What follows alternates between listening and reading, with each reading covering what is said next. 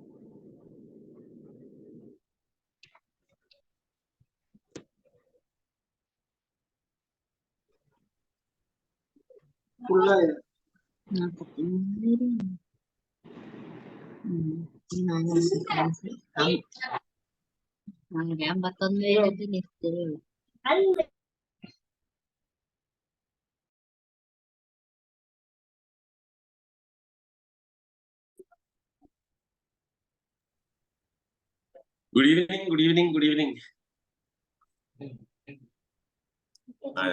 Sarah ആരല്ലേ? നമുക്ക് start ആക്കാൻ പറ്റുമോ? Good evening. Thank you. Happy good evening. Okay. So good evening, happy new year. കുറച്ച് കൊല്ലങ്ങളായിട്ടാണ് നമ്മൾ കണ്ടിട്ട് അല്ലേ? Thank you, thank you, happy new year. Thank you. സുഖല്ലേ?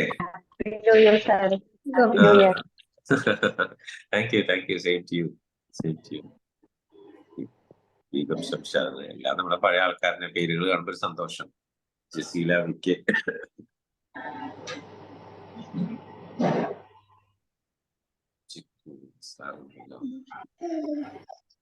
നമുക്ക് പതുക്കെ തുടങ്ങാം അല്ലേ? Happy new year. എല്ലാവർക്കും സുഖല്ലേ?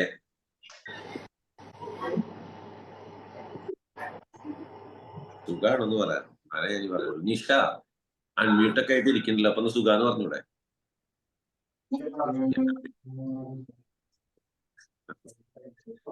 സുഖല്ല സാർ, പനിയും ചുമയൊക്കെ ആയിട്ട് ഇരിക്കുക. പനിയും ചുമയൊക്കെ എപ്പോഴും ഉണ്ടാവും. അതൊക്കെ നോക്കിക്കഴിഞ്ഞാൽ എങ്ങനെയാണ്? അങ്ങനെ അസുഖമില്ലാത്ത കാലം ഉണ്ടാവും.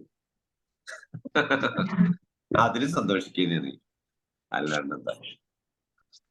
ശരി, എന്തായാലും നിങ്ങളെ കാണുന്നില്ലെങ്കിൽ നിങ്ങളുടെ പേരുകളൊക്കെ കാണുമ്പോൾ എനിക്ക് പഴയ ആൾക്കാരെ ഓർമ്മ വരുന്നുണ്ട്. ആരെന്നെ പേടിപ്പിക്കണേ? SVM. ഓക്കെ, അപ്പൊ നമുക്ക് തുടങ്ങാല്ലേ? ഞാൻ അങ്ങനെ ഒരു ഇൻട്രൊഡക്ഷൻ പറയാൻ വേണ്ടി വന്നതാണ്. ഇൻട്രൊഡക്ഷന് പ്രത്യേകിച്ച് ഞാനൊന്നും പ്ലാനൊന്നും ചെയ്തിട്ടൊന്നുമില്ല, സത്യം പറഞ്ഞ. ന്യൂ ഇയർ ആണ്, ഇപ്പൊ ഇങ്ങനെ ഒരു മീറ്റിംഗ് ഒക്കെ വരുന്നുണ്ട്, നിങ്ങളുടെ കാര്യങ്ങൾ വന്നു എന്ന് അറിഞ്ഞു. അപ്പൊ നമുക്ക് അതിനെന്തെങ്കിലുമൊക്കെ പറയാലോ എന്ന് വിചാരിച്ചൊരു മീറ്റിംഗ് വെച്ചെന്നാണു. അല്ലാണ്ട് അതിലപ്പുറം ഇന്നത്തെ ഒരു മീറ്റിംഗ് കൊണ്ട് ഇപ്പൊ മലമറിച്ചിടാനൊന്നും പറ്റും എന്ന് വിശ്വസിക്കുന്നതല്ല. എന്നാലും എന്തൊരു സന്തോഷം. എനിക്ക് ഐഫോൺ മ്യൂട്ടിട്ടാൽ നന്നായിരുന്നു. അത് സന്തോഷമല്ലേ? നമുക്ക് നിങ്ങളെ കാണുമ്പോഴും നിങ്ങൾക്ക് നമ്മളെ കാണുമ്പോഴും സന്തോഷമൊക്കെ ഉണ്ടാവുമല്ലോ എന്ന് വിചാരിക്കുന്നു. അപ്പൊ അതുകൊണ്ട് എന്തായാലും നമ്മൾ ഇങ്ങനെ ഒരു കാര്യത്തിന് വേണ്ടി ഇറങ്ങി. അപ്പൊ അങ്ങനെ ഒരു ഇന്റർവ്യൂവിന്റെ കാര്യങ്ങളൊക്കെ ആയി, ലിസ്റ്റൊക്കെ വന്നു. അപ്പൊ അതിൽ നമ്മൾ ഇനി അതിനെ നേരിടാൻ പോവുകയാണ്.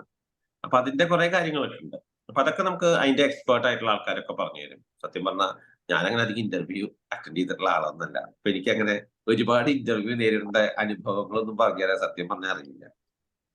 നമുക്ക് ഇതുപോലെ കുറച്ച് ക്ലാസ് എടുക്കാൻ എന്തെങ്കിലുമൊക്കെ വർത്താനം പറയാം, ഇതൊക്കെ തന്നെ നമുക്ക് അറിയുള്ളൂ. എന്നാലും അല്ലേ?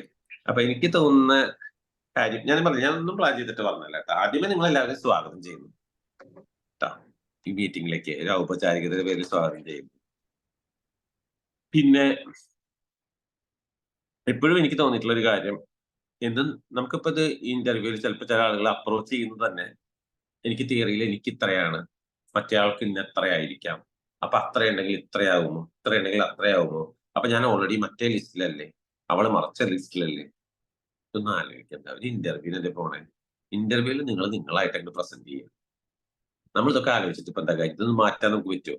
നിങ്ങളുടെ കൂടെ ആൾക്ക് 78 മാർക്കുണ്ട്, നിങ്ങൾക്ക് 70 മാർക്കാണല്ലോ വെച്ചാൽ 8 മാർക്ക് കൂടാല്ലേ, അപ്പൊ എനിക്ക് എന്തായാലും കിട്ടില്ലല്ലോ എന്ന് പറഞ്ഞിട്ട് കാര്യമില്ലല്ലോ. നമ്മളിപ്പോ വിളിച്ചിരിക്കുന്ന പരീക്ഷ എഴുതാൻ വിളിച്ചു, നമ്മൾ പരീക്ഷ എഴുതി, നമ്മൾക്ക് ഉണ്ടാവുന്ന പോലെ നന്നായിട്ട് എഴുതി, അതുകൊണ്ടാണല്ലോ ഇപ്പൊ നിങ്ങൾക്ക് ആ ലിസ്റ്റിലൊക്കെ വന്നത്. അപ്പൊ അതൊരു വലിയൊരു കാര്യമല്ലേ. That it self needs appreciation. മനസ്സിലായില്ലേ? പിന്നെ ഈ ഇന്റർവ്യൂവിന്റെ കാര്യം അത് നമുക്ക് നേരിടാന്നേ, അല്ലാതെ എന്താ. അപ്പൊ നമ്മൾ ഇങ്ങനത്തെ കുറെ തോട്ട്സ് കയറി വരുന്നുണ്ടെങ്കിൽ അതൊക്കെ മാറ്റി നല്ല കൂളായിട്ട് പോയിട്ട് ഇന്റർവ്യൂ അറ്റൻഡ് ചെയ്യും. നിങ്ങൾ എന്താണ് എന്നുള്ളത് അവർ തരുന്ന സമയം, ലിമിറ്റഡ് സമയം കൊണ്ട് നിങ്ങളുടെ എന്താണ്, നിങ്ങളുടെ സബ്സ്റ്റൻസ് എന്താണെന്ന് അവരെ അറിയിക്കാൻ പറ്റുവാണെങ്കിൽ നല്ലതാണ്. നമ്മൾ ശ്രമിക്കുക, അല്ലെ. എല്ലാ കാര്യങ്ങളും പെർഫെക്റ്റ് ആയിട്ട് ആരുമില്ല. അപ്പൊ ഇന്റർവ്യൂ ബോർഡിൽ ഇരിക്കുന്ന ആൾക്കാരും പെർഫെക്റ്റ് ഒന്നും അല്ലല്ലോ. പിന്നെ നമ്മൾ എന്തിനാ ഓവർ പെർഫെക്റ്റ് ആവണമെന്ന് വിചാരിക്കുന്നത്? കുറച്ച് തെറ്റുകളോ കുറച്ച് കുറ്റങ്ങളൊക്കെ ഉണ്ടെങ്കിലും അതുകൊണ്ടൊന്നും ഒരിക്കലും ഒരു മനുഷ്യൻ മോശമാവുന്നില്ല. താങ്ക് യു പ്രീതി.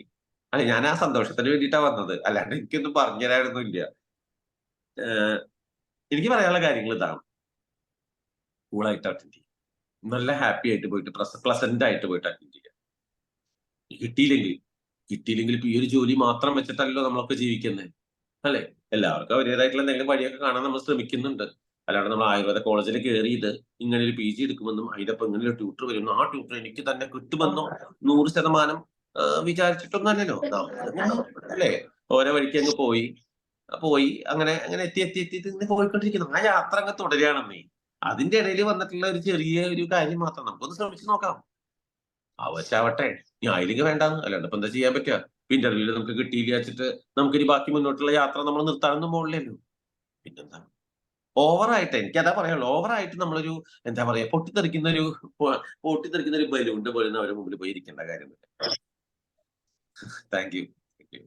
നമ്മൾ നല്ല പ്ലസന്റ് ആയിട്ടിരിക്കുക, നമ്മൾ നല്ല മനുഷ്യന്മാരായിട്ട് നല്ല മനസ്സുള്ള നല്ല ആൾക്കാരായിട്ട് ചെല്ലുക.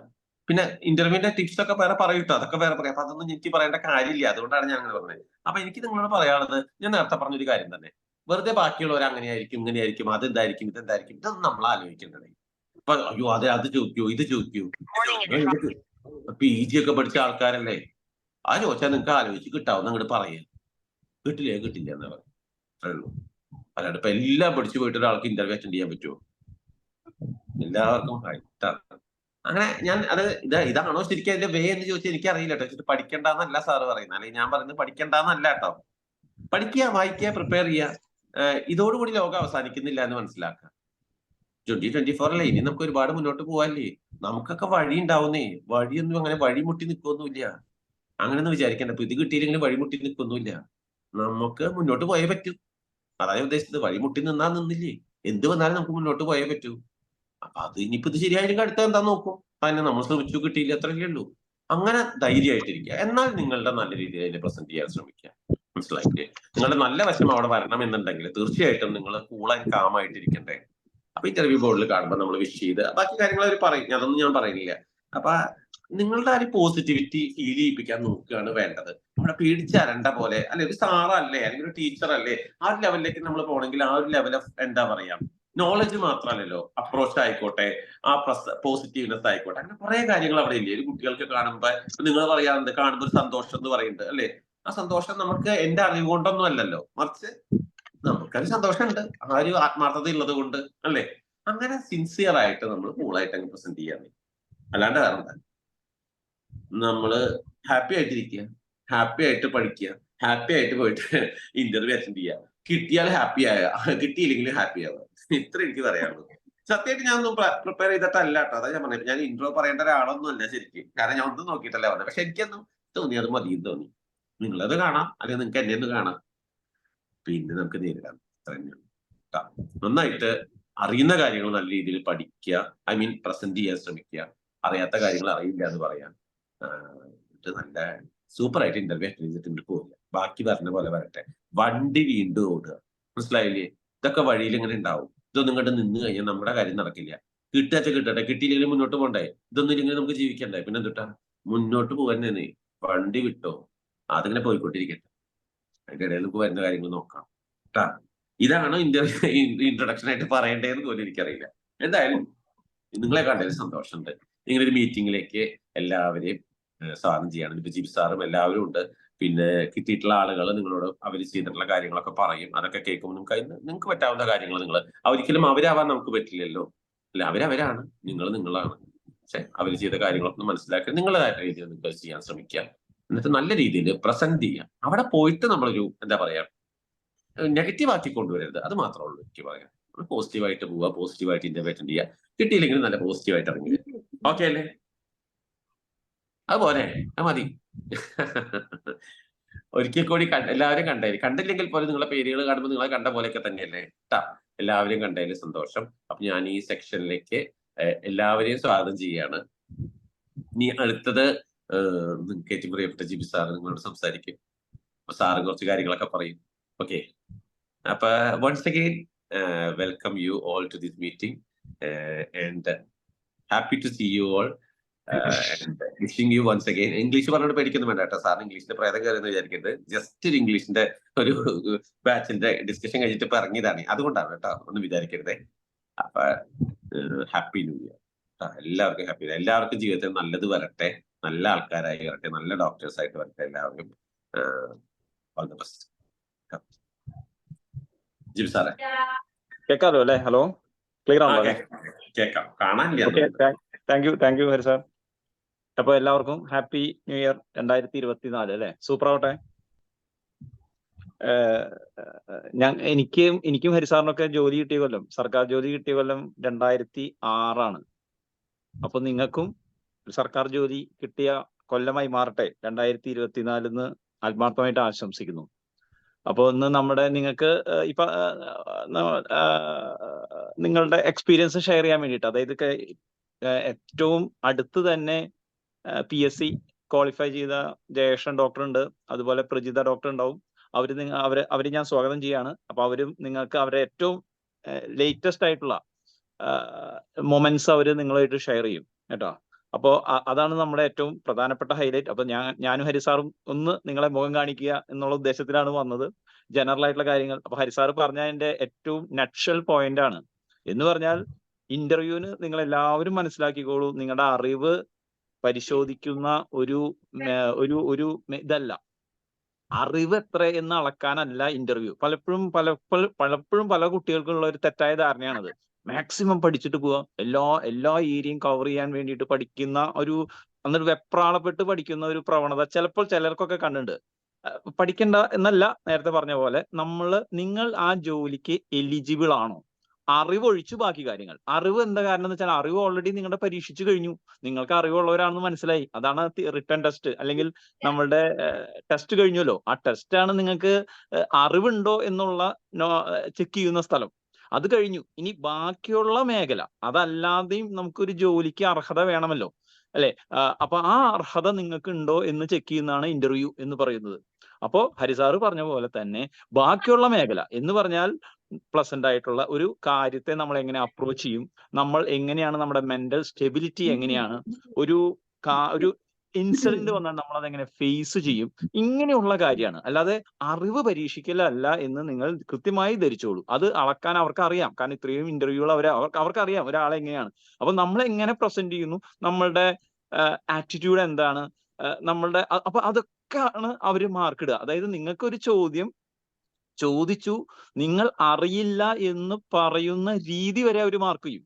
മനസ്സിലായോ? അത് നമ്മൾ വെപ്രാളപ്പെട്ട് ടെൻഷൻ അടിച്ച് വാദപ്രകൃതി ലക്ഷണങ്ങൾ എല്ലാം കാണിച്ചുള്ള വെപ്രാളവും കാര്യങ്ങളായിട്ടാണെങ്കിൽ അറിയില്ല എന്ന് നമ്മൾ വെപ്രാളപ്പെട്ട് പറയില്ല, അത് അവിടെ നെഗറ്റീവാണ്. നേരെ മറിച്ച് വളരെ പ്ലസന്റായും കാമായും അറിയില്ല സാർ എന്ന് പറയുന്നത് വേറെ വ്യത്യാസമാണ്, അതിന് മാർക്ക് കൂടും. പറഞ്ഞ മനസ്സിലായി? അപ്പൊ അറിയില്ല എന്ന് പറയുന്നതിന്റെ രീതി വരെ അവർ ചെക്ക് ചെയ്യും. അതാണ് അവര് നോക്കുക എന്ന് നിങ്ങൾ മനസ്സിലാക്കുക. അപ്പൊ നേരത്തെ പറഞ്ഞ പോലെ, ഹരിസാറ് പറഞ്ഞ പോലെ, ആറ്റിറ്റ്യൂഡ് എന്ന് പറയുന്നതാണ് പ്രധാനം. അറിവ് വേണ്ട എന്നല്ല പറയണേ, പക്ഷെ അത് പ്രസന്റ് ചെയ്യുന്ന രീതിയാണ് ഇന്റർവ്യൂ എന്ന് മനസ്സിലാക്കിക്കോളും. Okay right. അപ്പൊ അതാണ് അതിൽ എനിക്ക് തോന്നിയ ഒരു പ്രധാനപ്പെട്ട കാര്യം. അതുപോലെ തന്നെ ആൻസർ ജനറൽ ആയിട്ടുള്ള 1-2 കാര്യങ്ങൾ ഞാൻ പറഞ്ഞിട്ട് ഞാൻ നമ്മുടെ എക്സ്പേർട്സിന് കൈമാറാട്ടോ.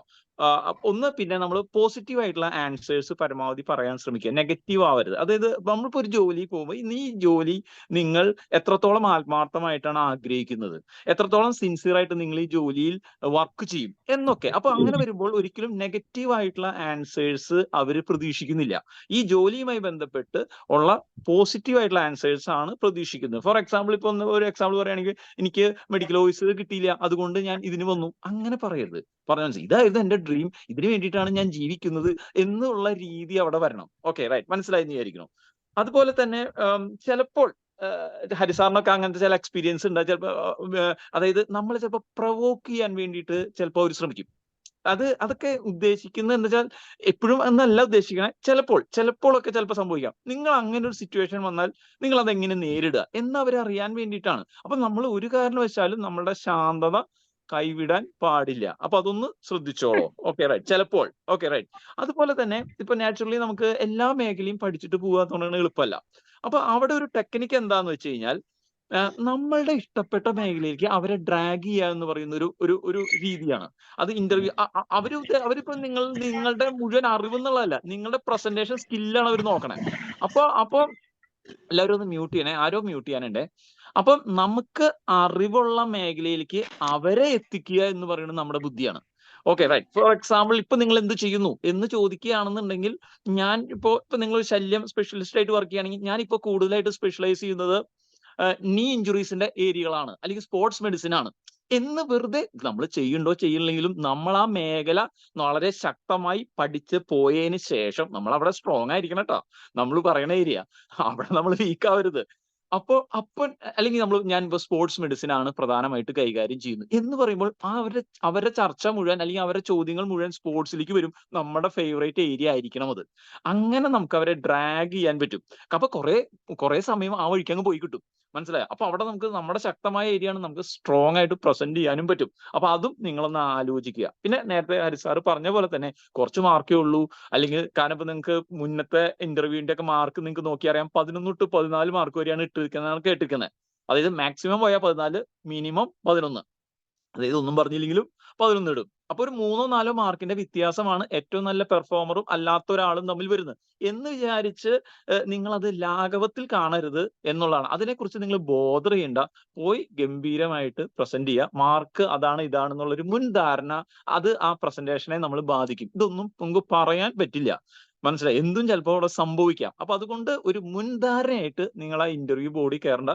നമ്മൾ നമ്മുടെ മാക്സിമം പെർഫോം ചെയ്യാൻ വേണ്ടി അങ്ങ് പോവുക. എന്ത് മാർക്ക് എത്രയെങ്കിലും ആവട്ടെ. Okay right. അതായിരിക്കും നല്ല ആറ്റിറ്റ്യൂഡ് എന്ന് തോന്നുന്നു. പിന്നെ നിങ്ങൾക്ക് ഏതൊക്കെ ഏരിയകൾ സ്പെസിഫിക് ആയിട്ട് പ്രിപ്പയർ ചെയ്യണം, അങ്ങനെയുള്ള കാര്യങ്ങൾ നിങ്ങളുടെ മെന്റർ നിങ്ങളെ അറിയിക്കും. അപ്പൊ അത് ഇപ്പൊ കാരണം ഓരോ സബ്ജക്റ്റിനും ചില സ്പെഷ്യൽ ഏരിയകൾ ഉണ്ടായിരിക്കും. നമ്മൾ പ്രതീക്ഷിക്കുക. കാരണം ഇന്റർവ്യൂ എന്ന് പറയുമ്പോൾ ഇവിടുന്ന് വേണമെങ്കിലും ചോദ്യം വരാം. അപ്പൊ കുറെ ജനറലൈസ്ഡ് ആയിട്ടുള്ള ചോദ്യങ്ങളും ചില സ്പെഷ്യൽ ഏരിയകളും. അപ്പൊ അതൊക്കെ ഒന്ന് ലിസ്റ്റ് ഔട്ട് ചെയ്ത് ഒന്ന് പ്രിപ്പയർ ചെയ്യാൻ പറ്റുകയാണെങ്കിൽ നമ്മൾ ഒരു എന്താ പറയാ, ഒരു ബബ്ബ എന്നിരിക്കണേക്കാൾ നല്ലത് എന്തെങ്കിലും നമുക്ക് പറയാൻ പറ്റുന്നതല്ലേ. അപ്പൊ അതുകൊണ്ട് അങ്ങനെയുള്ള ഏതൊക്കെ ഏരിയകൾ വിട്ടുപോയി, അതായത് ചിലപ്പോൾ നമ്മളൊരു തിയറി എക്സാം അല്ലെങ്കിൽ ഒരു ആ ഒരു രീതിയിൽ പഠിക്കുമ്പോൾ ചിലപ്പോൾ വിട്ടുപോണ ചില മേഖലകൾ ഉണ്ടാവും. ചിലപ്പോൾ ഇന്റർവ്യൂ പോയിന്റിൽ അത് പ്രധാനം ഉണ്ടായിരിക്കാം. അപ്പൊ അതൊന്ന് ലിസ്റ്റ് ഔട്ട് ചെയ്യാനുള്ള ഒരു ശ്രമം നിങ്ങൾ നടത്തിക്കോളൂ. Okay right. ഇത്രയൊക്കെയാണ് എനിക്ക് ബേസിക് ആയിട്ട് പറയാനുള്ളത്. അപ്പൊ എല്ലാവർക്കും എല്ലാ ആശംസകളും. നിങ്ങളുടെ ഈ കൊല്ലം ഏറ്റവും മികച്ച കൊല്ലമാവട്ടെ. അപ്പൊ അടിപൊളിയായിട്ട് പ്രിപ്പയർ ചെയ്യാം കേട്ടോ. അപ്പൊ നമുക്ക് അടുത്ത സെക്ഷനിലേക്ക് പോവാം. ജയേഷ് സാർ. അടുത്ത ജയേഷൻ സാറിന്. ജയേഷൻ സാറ് അസിസ്റ്റന്റ് പ്രൊഫസറാണ് ഇപ്പം കണ്ണൂര് കൗമാര ഡിപ്പാർട്ട്മെന്റില്. അപ്പൊ സാറിന്റെ ഒരു എക്സ്പീരിയൻസ് സാർ പറയും. ഈ അടുത്താണ് ഇന്റർവ്യൂ കഴിഞ്ഞത്. സാറേ കേൾക്കാമോ? സാറേ കേൾക്കാമോ? കേൾക്കാം. ഓക്കെ. ഞാന് ദ്രോണയിൽ നിന്ന് തന്നെ ഫുള്ള് മെഡിക്കൽ ഓഫീസറിന് പഠിച്ച ആളാണ്. അതുപോലെ തന്നെ അസിസ്റ്റന്റ് പ്രൊഫസറിനും അവിടെ നിന്ന് തന്നെ പഠിച്ചതാണ്. ഈ സാർമാർ ഈ പറയുന്ന ഇന്റർവ്യൂവിന്റെ എന്താ പറയുക, ഒരു നമുക്കും ഉണ്ടായിരുന്നു ഇതേപോലെ ഇന്റർവ്യൂ പ്രിപ്പറേഷന് മുമ്പ് ആ ടൈമില് 2 ടീച്ചേഴ്സിനെ വിളിച്ചിട്ട് നമുക്ക് ഇതേപോലെ ക്ലാസ് ഉണ്ടായിരുന്നു. ഓക്കെ. അങ്ങനെ 2 ക്ലാസ് ഉണ്ടായിരുന്നു. അപ്പൊ ഞാൻ പെട്ടെന്ന് പറയാം. ഓക്കെ, ഇത് സാർ അവസാനം പറഞ്ഞൊരു കാര്യം നമ്മൾ ശ്രദ്ധിക്കണേ. നമുക്ക് ഇന്റർവ്യൂവിന് ഇപ്പൊ നമുക്ക് തിയറിയുടെ മാർക്ക് നമ്മുടെ മനസ്സിലൊരു ഗസ് ഉണ്ടാവും അല്ലെ. എപ്പോഴും മാർക്ക് ഇങ്ങനെയായിരിക്കും, കമ്പയർ ചെയ്ത് അവർക്ക് കൂടുതലായിരിക്കും ഇവർക്ക് കുറവായിരിക്കും, അങ്ങനെയൊക്കെ ഉണ്ടാവും. അതെന്തായാലും നമ്മുടെ മനസ്സിൽ വേണ്ട. കാര്യം ഇപ്പൊ എന്റെ എക്സ്പീരിയൻസ് പറയുകയാണെങ്കിൽ ഞാൻ മാർക്ക് കൂട്ടി വെച്ചേക്കുന്നേക്കാളും എനിക്ക് കുറവായിരുന്നു മാർക്ക് ഫൈനൽ ലിസ്റ്റ് വന്നപ്പോൾ. അപ്പൊ ചിലപ്പോൾ കൂടാം കുറയാം, എന്ത് വേണമെങ്കിലും വരാം. അപ്പൊ ഇന്റർവ്യൂ എന്ന് പറഞ്ഞാൽ ഇതൊരു എക്സാം തന്നെയായിട്ട് നമ്മൾ എടുക്കുക. അത് നമ്മൾ മാക്സിമം അതിന് വേണ്ടിയിട്ട് 100% തന്നെ ഇടുക കേട്ടോ. അത് സാറ് പറഞ്ഞ പോലെ എന്താ പറയുക, ഹരി സാറ് പറഞ്ഞ പോലെ കൂളായിട്ട് പോയി അറ്റൻഡ് ചെയ്യുക. അതാണ് നമ്മുടെ ഒരു ആറ്റിറ്റ്യൂഡാണ് അവർ മെയിൻ ആയിട്ട് നോക്കുന്നതെന്നാണ് എനിക്ക് മനസ്സിലായത്. ഞാൻ ഇച്ചിരി ടെൻഷൻ കൂടിയ ഒരാളാണ്, പക്ഷെ എത്ര ആര് പറഞ്ഞു തന്നാലും എനിക്ക് എന്താ പറയുക നല്ല ടെൻഷൻ ഉണ്ടാവും. പക്ഷേ ഈ അസിസ്റ്റന്റ് പ്രൊഫസറിന്റെ ഇന്റർവ്യൂവിന് ഞാൻ കുറച്ച് ടെൻഷൻ കുറച്ചായിരുന്നു കയറിയത്. അതിനനുസരിച്ച് എനിക്ക് അവിടെ പറയാൻ പറ്റിയിരുന്നു പറഞ്ഞാൽ അവർ ചോദിച്ച കാര്യങ്ങളൊക്കെ ജനറൽ ആയിട്ടുള്ള കാര്യങ്ങളാണ്. നമ്മുടെ സാറ് പറഞ്ഞ സെയിം കാര്യമാണ്.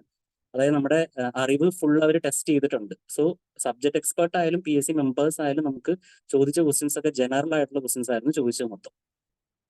ഓക്കെ, അപ്പോൾ രാവിലെ വെരിഫിക്കേഷൻ ഉണ്ടാവും. വെരിഫിക്കേഷൻ ടൈമിൽ നമ്മൾ എന്തായാലും നമ്മുടെ ഇന്റർവ്യൂ മെമ്മോ കൊണ്ടുപോകണം, ബയോഡേറ്റ കൊണ്ടുപോകണം, OTV സർട്ടിഫിക്കറ്റ്, ഈ 3 കാര്യങ്ങൾ നമ്മുടെ കയ്യിൽ എടുത്തിരിക്കണം.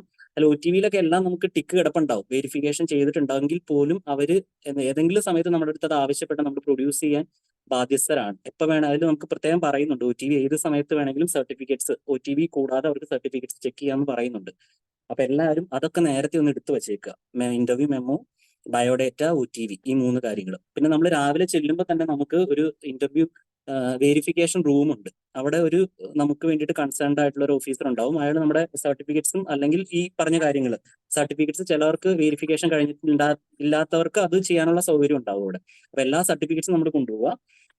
പിന്നെ ഈ OTV, ബയോഡേറ്റ, അതേപോലെ മെമ്മോ അവരെല്ലാം അത് ചെക്ക് ചെയ്യും. അതിനുശേഷം നമ്മുടെ ബയോഡേറ്റ അതെനിക്ക് തോന്നിയിരിക്കുന്നത് ഇന്റർവ്യൂ സംബന്ധിച്ച് ഏറ്റവും ഇമ്പോർട്ടന്റ് ആയിട്ടുള്ള 50% എന്ന് പറയുന്നത് നമ്മുടെ ബയോഡേറ്റ ഫില്ല് ചെയ്യുന്നതാണെന്ന് എനിക്ക് തോന്നിയിട്ടുണ്ട്. കാര്യം അത് അവര് എന്താ പറയുക, നമ്മുടെ ആ വെരിഫിക്കേഷൻ കഴിഞ്ഞതിന് ശേഷം നമ്മളെ ഇന്റർവ്യൂ ബോർഡിന്റെ മുമ്പിലോട്ട് കൊണ്ടുപോകും. അതായത് ഇന്റർവ്യൂ പാനൽ ഉണ്ടാവും. പാനലിൽ മിക്കവാറും 2 PSC മെമ്പറും ഒരു സബ്ജക്ട് എക്സ്പേർട്ടും ആയിരിക്കും ഉണ്ടാവുക. അത് നമ്മൾ ഇരിക്കുമ്പോൾ എനിക്ക് സംഭവിച്ചൊരു കാര്യം, ഞങ്ങളുടെ ഇന്റർവ്യൂ ബോർഡിന്റെ ഫ്രണ്ടിൽ എഴുതി വെച്ചിരുന്ന ഡോക്ടർ വച്ചിട്ടൊരു പേരായിരുന്നു. അപ്പൊ ഞാനിങ്ങനെ കേട്ടിട്ടുണ്ടായിരുന്നു ഒരു അലോപ്പതി ഫീൽഡിലുള്ള ഒരു ഡോക്ടർ ഉണ്ടെന്ന് കേട്ടിട്ടുണ്ടായിരുന്നു. അപ്പോഴത്തേക്കും ഞങ്ങളൊക്കെ ടെൻഷൻ അടിച്ചു. അത് ശരിക്കും ഒരു അലോപ്പതി ഡോക്ടർ ആണെങ്കിൽ നമ്മുടെ അടുത്ത് വേണമെങ്കിൽ നന്നായിട്ട് ക്വസ്റ്റ്യൻസ് വരാം, അങ്ങനെ രീതിയിൽ. പക്ഷെ എന്താണെന്ന് വെച്ച് കഴിഞ്ഞാൽ അകത്ത് കയറി ഇന്റർവ്യൂ കൂളായിട്ട് നടന്നു. തിരിച്ചറിയാൻ കഴിഞ്ഞിട്ട് ചുമ്മാ ഗൂഗിളിൽ സെർച്ച് ചെയ്ത് നോക്കിയപ്പോഴത്തേക്കും പുള്ളിയല്ല. അതായത് അവരെ ഐഡന്റിഫിക്കേഷൻ വെളിവാക്കാതിരിക്കാൻ വേണ്ടിയിട്ട് വേറെ റൂമിലായിരിക്കും ചിലപ്പോൾ ഇരിക്കുന്നത്. അപ്പൊ നമ്മൾ അതൊന്നും നോക്കണ്ട, ജസ്റ്റ് ഇന്റർവ്യൂ ബോർഡിന്റെ ഫ്രണ്ടിൽ ഇരിക്കുക. പിന്നെ ഒരു കാര്യം എനിക്ക് തോന്നിയിരിക്കും, നമ്മൾ അവസാന നിമിഷം പഠിക്കാൻ വേണ്ടിയിട്ട് കുറച്ച് കാര്യങ്ങൾ എടുക്കുമല്ലോ. ഇന്റർവ്യൂവിലായാലും 15ാമത്തെ നമ്പറൊക്കെ ഉള്ള ആൾക്കാണെങ്കിൽ എന്തായാലും ഒരു 2.5 മണിക്കൂറൊക്കെ എടുക്കും. സോ ആ ടൈമിലോട്ട് കുറച്ച് കാര്യങ്ങൾ പഠിച്ചേക്കാം എന്നൊക്കെ വിചാരിച്ച് നമ്മൾ ഇരുന്ന് കഴിഞ്ഞാൽ അതിനൊന്നും അവിടെ സമ്മതിക്കത്തില്ല. സോ അങ്ങനത്തെ കാര്യങ്ങളൊന്നും അതിന്റെ അകത്തോട്ട് കയറ്റാൻ സമ്മതിക്കത്തില്ല. പിന്നെ നമ്മൾ അങ്ങോട്ടും ഇങ്ങോട്ടായാലും ഡിസ്കസ് ചെയ്യാൻ അവർ മാക്സിമം സമ്മതിക്കത്തില്ല. സോ അങ്ങനത്തെ കാര്യങ്ങളൊക്കെ നേരത്തെ തന്നെ പ്രിപ്പയർ ചെയ്ത് വെക്കുക.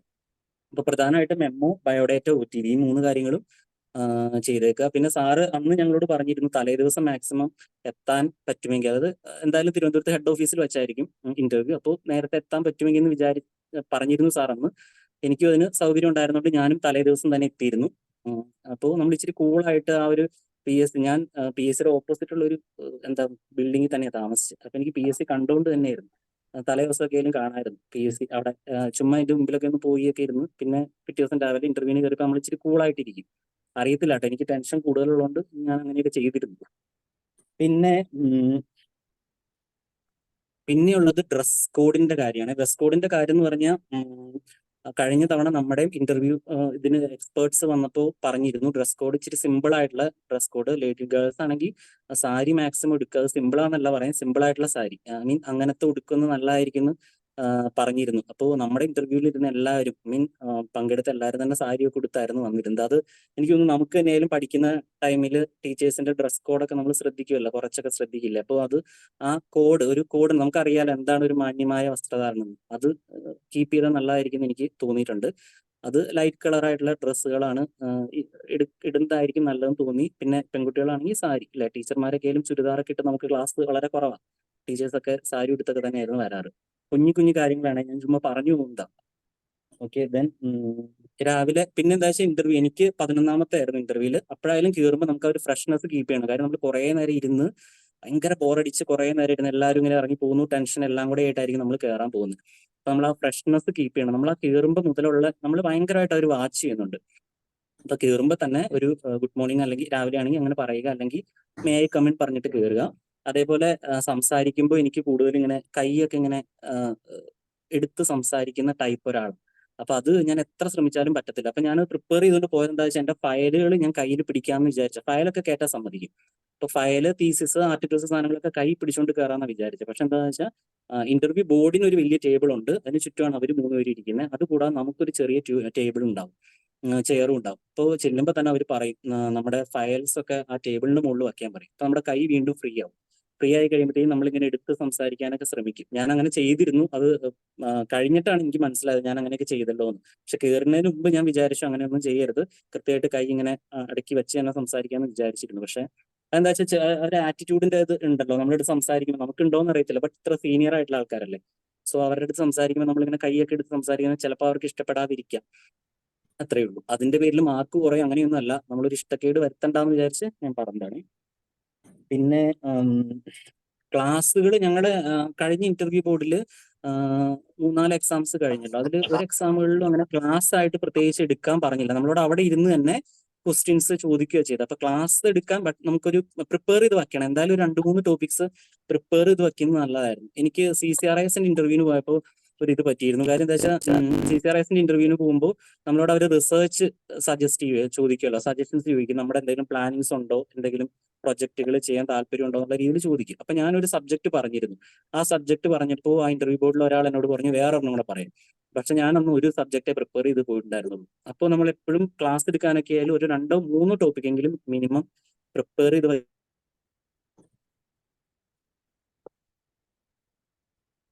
വേറെ ഒരാൾ എടുത്തു, വേറെ ഒരെണ്ണം എടുത്തോളൂ എന്ന് പറഞ്ഞ് നമ്മളത് എടുക്കാൻ ബാധ്യസ്ഥനാണ്. അതുകൊണ്ട് ഓക്കെ, നമ്മുടെ പക്ഷെ ഗ്രൂപ്പിലുള്ള ആർക്കും അന്ന് ക്ലാസ് എടുപ്പിച്ചില്ല. ഓക്കെ, പിന്നെ നമ്മുടെ തീസിസ്, ആർട്ടിക്കിൾസ് കാര്യങ്ങളെല്ലാം നമ്മുടെ കയ്യിൽ ഉണ്ടാവണം എന്തായാലും, അതൊന്നും എടുക്കാതെ വരരുത്. അത് തീസിസ് ബേസ് ചെയ്ത ക്വസ്റ്റ്യൻസ് നമ്മൾ PG കഴിഞ്ഞ ആൾക്കാരായതുകൊണ്ട് PG കഴിഞ്ഞ ആൾക്കാരോട് അത് തന്നെയാണ് ചോദിച്ചത്. PhD കഴിഞ്ഞ ആൾക്കാരോട് PhD സബ്ജക്ട് ചോദിച്ചു. അതിൽ ഏതൊരു ഇന്റർവ്യൂ ബോർഡിന് മാത്രം, ഞാൻ ഇങ്ങനെ കുറെ പേരെ വിളിച്ചിരുന്നു അന്ന് ഇന്റർവ്യൂ പ്രിപ്പറേഷന് മുമ്പ്. അപ്പൊ ഏതൊരു ബോർഡിൽ മാത്രം തീസിസ് അവർ കയ്യിൽ വാങ്ങിച്ചൊക്കെ നോക്കി എന്ന് പറഞ്ഞു. പക്ഷെ വലിയ ക്വസ്റ്റ്യൻസ് ഒന്നും ചോദിച്ചില്ല, ബട്ട് വാങ്ങിച്ച് നോക്കി എന്നാണ് പറഞ്ഞത്. ആർട്ടിക്കിൾസ് ആയാലും അവര് നമ്മൾ ബയോഡേറ്റയിൽ എഴുതി കൊടുക്കുന്നുണ്ട് ആർട്ടിക്കിൾസ് ഒക്കെ പബ്ലിഷ് ചെയ്തതൊക്കെ, ബട്ട് അത് നമുക്കൊരു കോപ്പി എടുത്ത് വച്ചേക്കണം. അവർ ചോദിച്ചു കഴിഞ്ഞാൽ നമുക്കൊരു കാണിക്കാൻ പറ്റണമല്ലോ.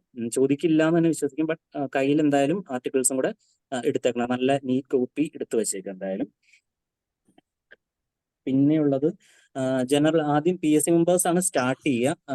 സബ്ജക്ട് എക്സ്പെർട്ടിന് വളരെ കുറച്ച് ടൈമേ ഉണ്ടാവുള്ളൂ. എല്ലാവർക്കും ഒരു 8 മിനിറ്റ് മാക്സിമം 10 മിനിറ്റ്, അതിന്റെ അപ്പുറത്തേക്ക് പോകാൻ ചാൻസ് തീരെ കുറവാണ്. അപ്പോൾ PSC മെമ്പേഴ്സ് ആദ്യമേ ക്വസ്റ്റ്യൻസ് തുടങ്ങും. അവർ ചോദിക്കുന്നത് മിക്കവാറും ഒക്കെ, ഇപ്പൊ എന്നെ സംബന്ധിച്ച് ഞാൻ ISN ഡിപ്പാർട്ട്മെന്റിൽ വർക്ക് ചെയ്തുകൊണ്ട് ISN ഡിപ്പാർട്ട്മെന്റിനെ കുറിച്ച് ചോദിച്ചിരുന്നു.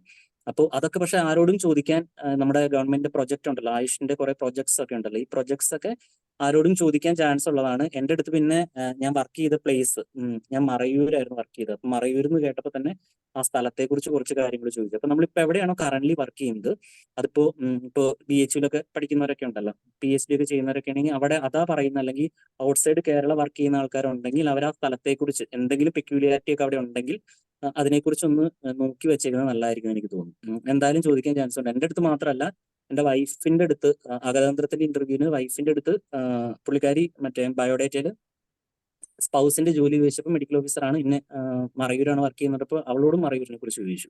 സോ അവർക്ക് ആ ബയോഡേറ്റ നന്നായിട്ട് ക്ലോസ് ആയിട്ട് അവർ വാച്ച് ചെയ്യും. അപ്പൊ അതിൽ എന്തെങ്കിലും ഒരു സാധനം അതിൽ നമ്മൾ എഴുതിയേക്കുന്നതിൽ ഉണ്ടെങ്കിൽ അവർക്ക് ചോദിക്കാം.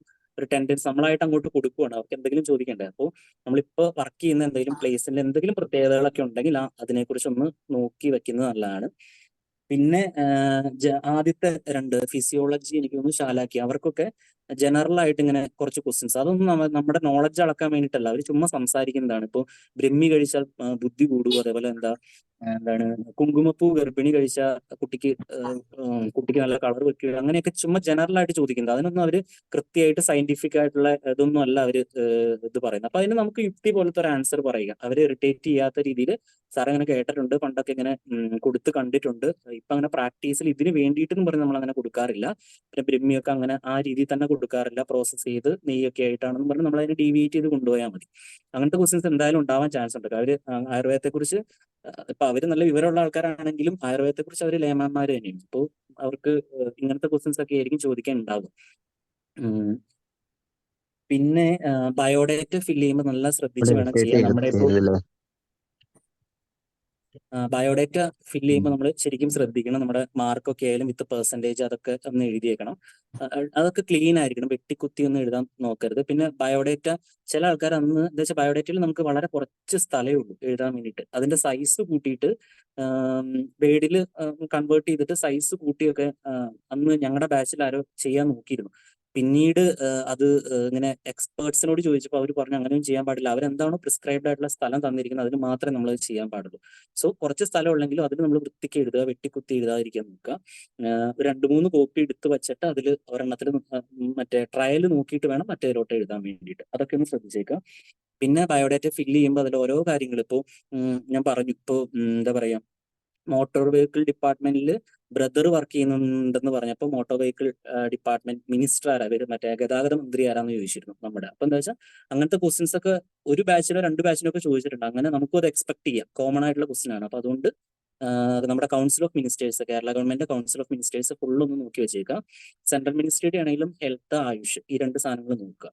പിന്നെ നമ്മുടെ കേരള ഗവൺമെന്റിന്റെ ഹെൽത്ത്, നമ്മൾ കൂടുതൽ നോക്കിയത് നമ്മുടെ ആയുഷിന്റെ പ്രൊജക്ട്സ് ആയിരുന്നു. നമ്മുടെ കോവിഡിന്റെ സമയത്തുള്ളതും പിന്നെ നാമിന്റെ ഒക്കെ കുറെ പ്രൊജക്ട്സ് ഉണ്ടല്ലോ, ജീവനം എന്നൊക്കെ പറഞ്ഞ്, അതൊക്കെയായിരുന്നു ഞങ്ങൾ കൂടുതൽ നോക്കിയിരുന്നത്. ബട്ട് അതല്ലാതെ ഹെൽത്തിന്റെ കുറെ പ്രൊജക്ട്സ്, ഇപ്പൊ ഹൃദ്യം, ആർദ്രം പദ്ധതിയൊക്കെ ഇല്ലേ, അതിനെക്കുറിച്ചൊക്കെ ക്വസ്റ്റ്യൻസ് വന്നിട്ടുണ്ട്. അതൊന്നും ഞങ്ങൾ അന്ന് ആ ടൈമിൽ പ്രിപ്പയർ ചെയ്തിട്ടുണ്ടായിരുന്നില്ല. ആയുർവേദമായിട്ട് ബന്ധപ്പെട്ട് മാത്രമായിരുന്നു പ്രിപ്പയർ ചെയ്തിട്ടുണ്ടായിരുന്നുള്ളൂ. മൃതസഞ്ജീവിനിയെ കുറിച്ച് ക്വസ്റ്റ്യൻ വന്നിരുന്നു.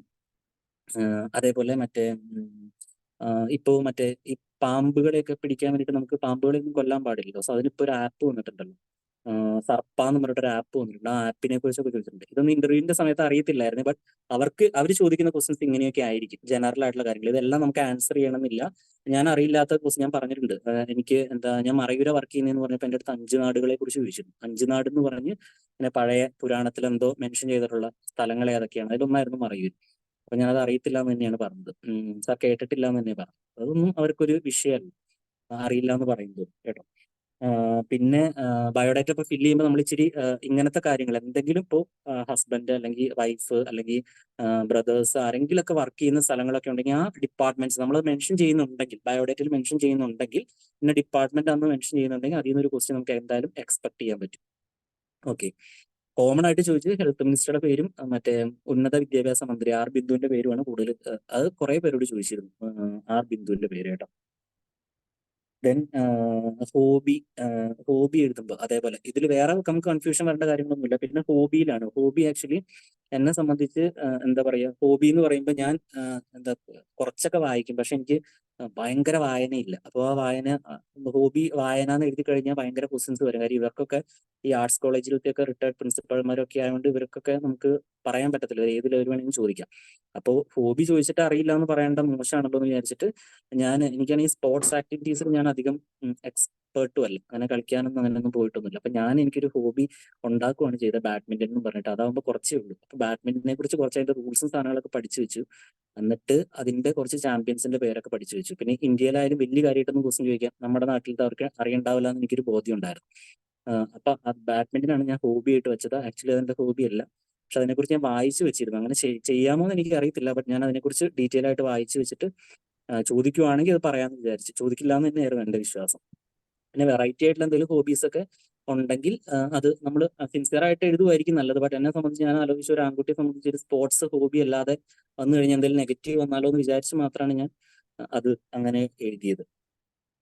പിന്നെ അവർ കൂടുതലായിട്ട് നോക്കുന്നതാണ് എന്തിനാണ് ഈ ജോലി, അതേപോലെ ഗവൺമെന്റ് സർവന്റ് ആയി കഴിഞ്ഞു കഴിഞ്ഞാൽ എന്താണ് സമൂഹത്തിന് നമ്മളെ കൊണ്ടുള്ള ഒരു ഇതെന്നുള്ള കാര്യം. അത് നമ്മൾ എപ്പോഴും നന്നായിട്ട് ആലോചിച്ച് ശ്രദ്ധിച്ച്, അതിപ്പോ ഞാൻ എഴുതിയ ആൻസർ അല്ല നിങ്ങൾ എഴുതേണ്ടി വരിക. അല്ലെങ്കിൽ ഇപ്പൊ ഞാനിപ്പോ പറയുന്ന ആൻസർ എല്ലാവരും സെയിം റിപ്പീറ്റ് ചെയ്ത് അത് എഴുതുന്ന ശരിയല്ലല്ലോ. അപ്പൊ നമ്മളതൊന്ന് ആലോചിച്ച് അതൊക്കെ ഫില്ല് ചെയ്യുമ്പോൾ നന്നായിട്ട് ആലോചിച്ച് ഇച്ചിരിയും കൂടെ ഈ എന്താ പറയാ, ഇങ്ങനെ ഗവൺമെന്റ് സർവൻസ് ആയിട്ട് വർക്ക് ചെയ്ത ആൾക്കാരോടൊക്കെ ഒന്ന് ചോദിച്ച് കുറച്ച് ഐഡിയാസ് ആക്കിയിട്ട് അതൊക്കെ ഒന്ന് ഫില്ല് ചെയ്ത് വച്ചേക്കുക.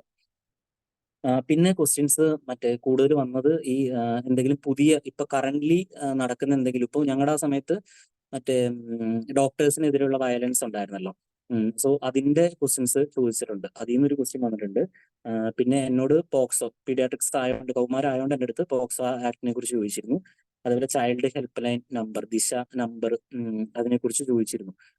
അത് ഞാൻ എന്താ വെച്ചാൽ ഈ പോക്സോ പറഞ്ഞപ്പോൾ ഞാൻ അറിയാതെ എൻ്റെ വായിൽ നിന്ന് വീണു പോയ ഒരു സംഭവമാണ് ഈ സാധനം. പക്ഷെ ആ നമ്പർ ദിശയുടെ നമ്പർ എനിക്ക് അറിയില്ലായിരുന്നു. ബട്ട് അതിൽ നിന്ന് ഞാനായിട്ട് അങ്ങോട്ട് ക്വസ്റ്റ്യൻ ഇട്ട് കൊടുത്തു. എൻ്റെ കയ്യിൽ നിന്ന് അറിയാതെ വീണു പോയ ഒരു ക്വസ്റ്റ്യൻ അവരെന്നോട് ചോദിച്ചു, ദിശ ഹെൽപ്പ് ലൈൻ നമ്പർ എത്ര കുട്ടികളുടെ, പക്ഷെ എനിക്ക് അറിയത്തില്ലായിരുന്നു. ഞാൻ അറിയത്തില്ല എന്ന് തന്നെ പറയുകയും ചെയ്തു. പിന്നെ സബ്ജക്ട് നമ്മൾ പഠിക്കുമ്പോൾ എനിക്ക് തോന്നുന്നു ജനറൽ ആയിട്ട്, അതായത് സാറ് പറഞ്ഞ പോലെ നിങ്ങൾ മെന്റേഴ്സ് പറഞ്ഞു തരുമായിരിക്കും, എന്നാലും നമ്മുടെ ജനറൽ ആയിട്ടുള്ള കുറെ കാര്യങ്ങൾ, ഒരു ഡീപ്പ് നോളജ് എന്തായാലും അവർ അസസ് ചെയ്യത്തില്ല. ജനറൽ ആയിട്ടുള്ള കാര്യങ്ങളെ ചോദിക്കത്തുള്ളൂ. ഇപ്പൊ എൻ്റെ അടുത്ത് കൗമാരത്തിന്റെ സബ്ജക്ട് എക്സ്പേർട്ട് ചോദിച്ചത് ബാലഗ്രഹങ്ങൾക്ക് എന്തുകൊണ്ടാണ് പുരുഷഗ്രഹം സ്ത്രീഗ്രഹം എന്നൊരു ഡിവിഷൻ ആചാര്യം പറഞ്ഞേക്കുന്നതെന്ന് ചോദിച്ചു.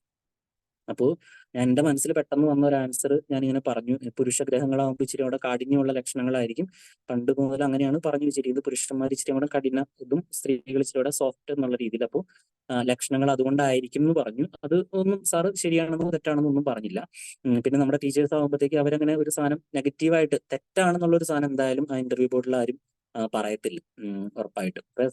സബ്ജക്ട് നമ്മൾ ജനറൽ ആയിട്ടുള്ള ഇങ്ങനത്തെ ക്വസ്റ്റ്യൻസ് ഒക്കെയാണ് സാധാരണ ചോദിക്കുക. എൻ്റെ അടുത്ത് ചോദിച്ചതൊക്കെ ജനറൽ ആയിട്ടാണ്. ജനറൽ എന്ന് പറയാൻ അതിന് എക്സാമ്പിൾ ആയിട്ടാണ് ഈ ക്വസ്റ്റ്യൻ പറയുന്നത്. അതേപോലെ എൻ്റെ അടുത്ത് ചോദിച്ചത് നമ്മുടെ ജലശീർഷകം ഹൈഡ്രോസെഫാലസ്, അതൊരു എന്താ കുട്ടികളെ സംബന്ധിച്ച് ഇപ്പൊ കോമൺ ആയിട്ടുള്ള ഒരു അസുഖമാണല്ലോ. അതിനെക്കുറിച്ച് നമ്മുടെ ബൃഹത്രയിൽ എന്താ മെൻഷൻ ചെയ്യാത്ത, ഏത് ചികിത്സാ സൂത്രങ്ങളൊക്കെ ആയിരിക്കാം ചിലപ്പോൾ. അപ്പൊ അങ്ങനെ ഒരു കുട്ടി വന്ന ബൃഹത്രയിൽ ഇല്ല, നമുക്കൊരു എന്താ പറയാ, അത് നോക്കാൻ വേണ്ടിയിട്ട് നമുക്കൊരു റെഫറൻസ് സാധനങ്ങളില്ല. സോ ഏത് ചികിത്സയായിരിക്കും ഒരു ഹൈഡ്രോസെഫാലസ് പോലത്തെ ഒരു അസുഖത്തിന് നമുക്ക് ബൃഹത്രയിൽ നിന്ന് ചികിത്സ എടുക്കാൻ പറ്റുന്നതെന്ന് ചോദിച്ചപ്പോൾ ഞാൻ എന്താ പറയാ, ശോഭ ഉദര ചികിത്സയൊക്കെയാണ് പറഞ്ഞത്. അതിൽ നിന്ന് എടുക്കാം, ആ കൺസെപ്റ്റ് ആണെന്നുള്ള രീതിയിലാണ് പറഞ്ഞത്. സോ ഇങ്ങനെയാണ് ജനറൽ ക്വസ്റ്റ്യൻസ്. അല്ലാതെ ഇങ്ങനെ നമുക്കൊരു എനിക്കറിയത്തില്ല, കൗമാരത്തിന്റെ സബ്ജക്ട് എക്സ്പെർട്ട് എന്തായാലും അങ്ങനെയാണ് ചോദിച്ചത്. ഈ 2 ക്വസ്റ്റ്യൻ മാത്രമാണ് എൻ്റെ അടുത്ത് ചോദിച്ചിട്ടുള്ളൂ. ബാക്കി മൊത്തം സംസാരിച്ചത് PSC മെമ്പേഴ്സ് ആയിരുന്നു. 2 പേരാണ് PSC മെമ്പേഴ്സ് ഉണ്ടാവുക. അവരുടെ അടുത്ത് നല്ല പ്ലസന്റ് ആയിട്ട് ഇന്റർവ്യൂവിന് നമ്മൾ കയറുമ്പോൾ നമുക്കൊരു ഇതുണ്ടല്ലോ, ഒരു പേടി ഉണ്ടല്ലോ, ആ പേടി ഒഴിവാക്കിയിട്ട് തുടക്കം മുതൽ അവസാനം വരെ ഒരേ രീതിയിൽ അങ്ങ് പോവുകയാണെങ്കിൽ അവർക്കും വളരെ സന്തോഷമായിരിക്കും. പിന്നെ ഒന്നാമത്തെ കാര്യം എന്താ വെച്ചാൽ ലാസ്റ്റ് ഒക്കെ ആകുമ്പോഴത്തേക്കും 14-15 നമ്പർ ഒക്കെ ആകുമ്പോഴത്തേക്കും അവർക്ക് നല്ല വിശപ്പൊക്കെ ആയിട്ട്, എനിക്ക് 2:30 ഇന്റർവ്യൂ ഉണ്ടായിരുന്നത്. അപ്പൊ ഞാൻ കയറി ചെന്നപ്പോൾ തന്നെ എന്നോട് ചോദിച്ചത് ജയകൃഷ്ണൻ വിശക്കുന്നുണ്ടോ എന്ന് ചോദിച്ചു. അപ്പൊ ഞാൻ പറഞ്ഞു ചെറുതായിട്ട് വിശക്കുന്നുണ്ട് സാർ എന്ന് തന്നെ പറഞ്ഞു. അപ്പൊ അവരും അങ്ങനെ ആകെ ഇറിറ്റേറ്റഡ് ആയിട്ടിരിക്കുക. അതിനിടയ്ക്ക് നമ്മളും ഇങ്ങനെ ഒരു മൂടിയായിട്ടിരിക്കാതെ പ്ലസന്റ് ആയിട്ട് ഒരു ഡിസ്കഷൻ പോലെ എന്ന് വിചാരിച്ചാൽ മതി. ഇത്രയൊക്കെയാണ് സാർ എനിക്ക് പറയാനുള്ളത്.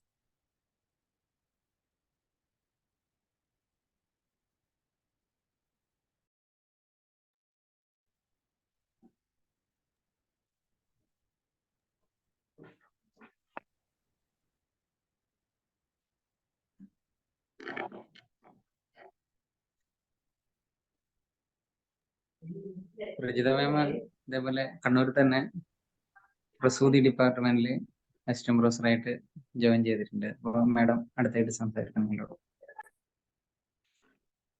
Good morning. കേൾക്കാമോ? കേൾക്കുന്നുണ്ടോ? കേൾക്കാം. എല്ലാവർക്കും അപ്പം ആദ്യം തന്നെ ഹാപ്പി ന്യൂ ഇയർ. നല്ലൊരു വർഷമാവട്ടെ എല്ലാവർക്കും. എല്ലാവരുടെയും ചുറ്റുപാടുന്ന സ്ട്രീമായിരിക്കും അസിസ്റ്റന്റ് പ്രൊഫസർ എന്ന് പറഞ്ഞു കഴിഞ്ഞാൽ ഒരുപാട് നമ്മൾ പ്രിപ്പയർ ആയിരിക്കും. അതിന്റെ ഒരു ഘട്ടം വരെ നമ്മൾ ക്രോസ് ചെയ്ത് കഴിഞ്ഞു. ഇന്റർവ്യൂ എന്ന് പറയുന്നൊരു ചെറിയ ഘട്ടമാണ്, പക്ഷെ ഇമ്പോർട്ടന്റ് ആയിട്ടുള്ളതാണ്. അപ്പൊ അതുകൊണ്ട് തന്നെ അത് നമുക്ക് ക്രാക്ക് ചെയ്യാൻ പറ്റുന്നതേ ഉള്ളൂ. അത്ര വലിയ എക്സാം ക്ലിയർ ആയി എല്ലാവരും ഷോർട്ട് ലിസ്റ്റഡ് ആയിട്ടുണ്ടെങ്കിൽ ഒബ്വിയസ്ലി നമുക്ക് ഇന്റർവ്യൂ ക്രാക്ക് ചെയ്യാൻ പറ്റുന്നതേ ഉള്ളൂ. ആ ഒരു കോൺഫിഡൻസോടെ തന്നെ പോവുക, കിട്ടും തന്നെ വിചാരിച്ച് പോവുക. മാർക്സ് കാര്യങ്ങൾ സപ്ലിമെന്ററി ലിസ്റ്റാണ്, ഞാൻ ലിസ്റ്റിലാണ്, അതൊക്കെ മാറ്റി വെക്കുക. വോയിസിൽ ചെറിയൊരു എക്കോ വരുന്ന പോലെയുണ്ട്. മൈക്ക് യൂസ് ചെയ്തില്ല. ഇപ്പൊ കേൾക്കുന്നുണ്ടോ?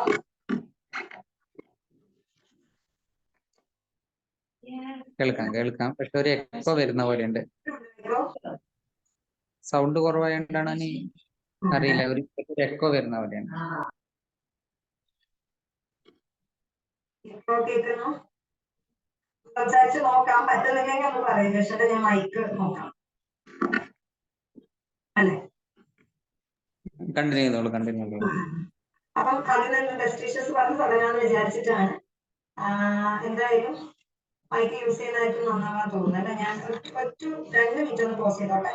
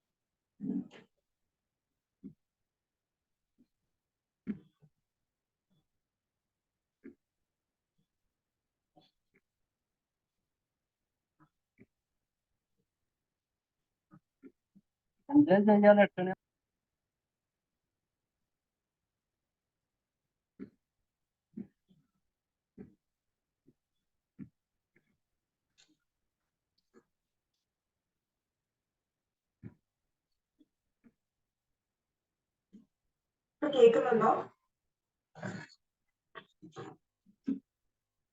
ഹലോ. കേൾക്കാം. ശരി. അപ്പൊ നമുക്ക് സമയം എടുക്കണില്ല. എനിക്ക് തോന്നുന്നു കൂടുതൽ കാര്യങ്ങൾ എല്ലാവരും പറഞ്ഞു. അപ്പൊ ഞാൻ ഒരുപാട് റിപ്പീറ്റ് ചെയ്യുന്നില്ല. എന്നാലും ഞാനൊന്ന് സ്ട്രക്ചറായിട്ട് ജസ്റ്റ് എഴുതി വെച്ചിട്ടുണ്ട്. അത് പ്രകാരം തന്നെ പറഞ്ഞു പോവാം. 3 കാര്യങ്ങളാണ് എനിക്ക് തോന്നുന്നത്. First of all preparations എന്തൊക്കെയാണുള്ളത്.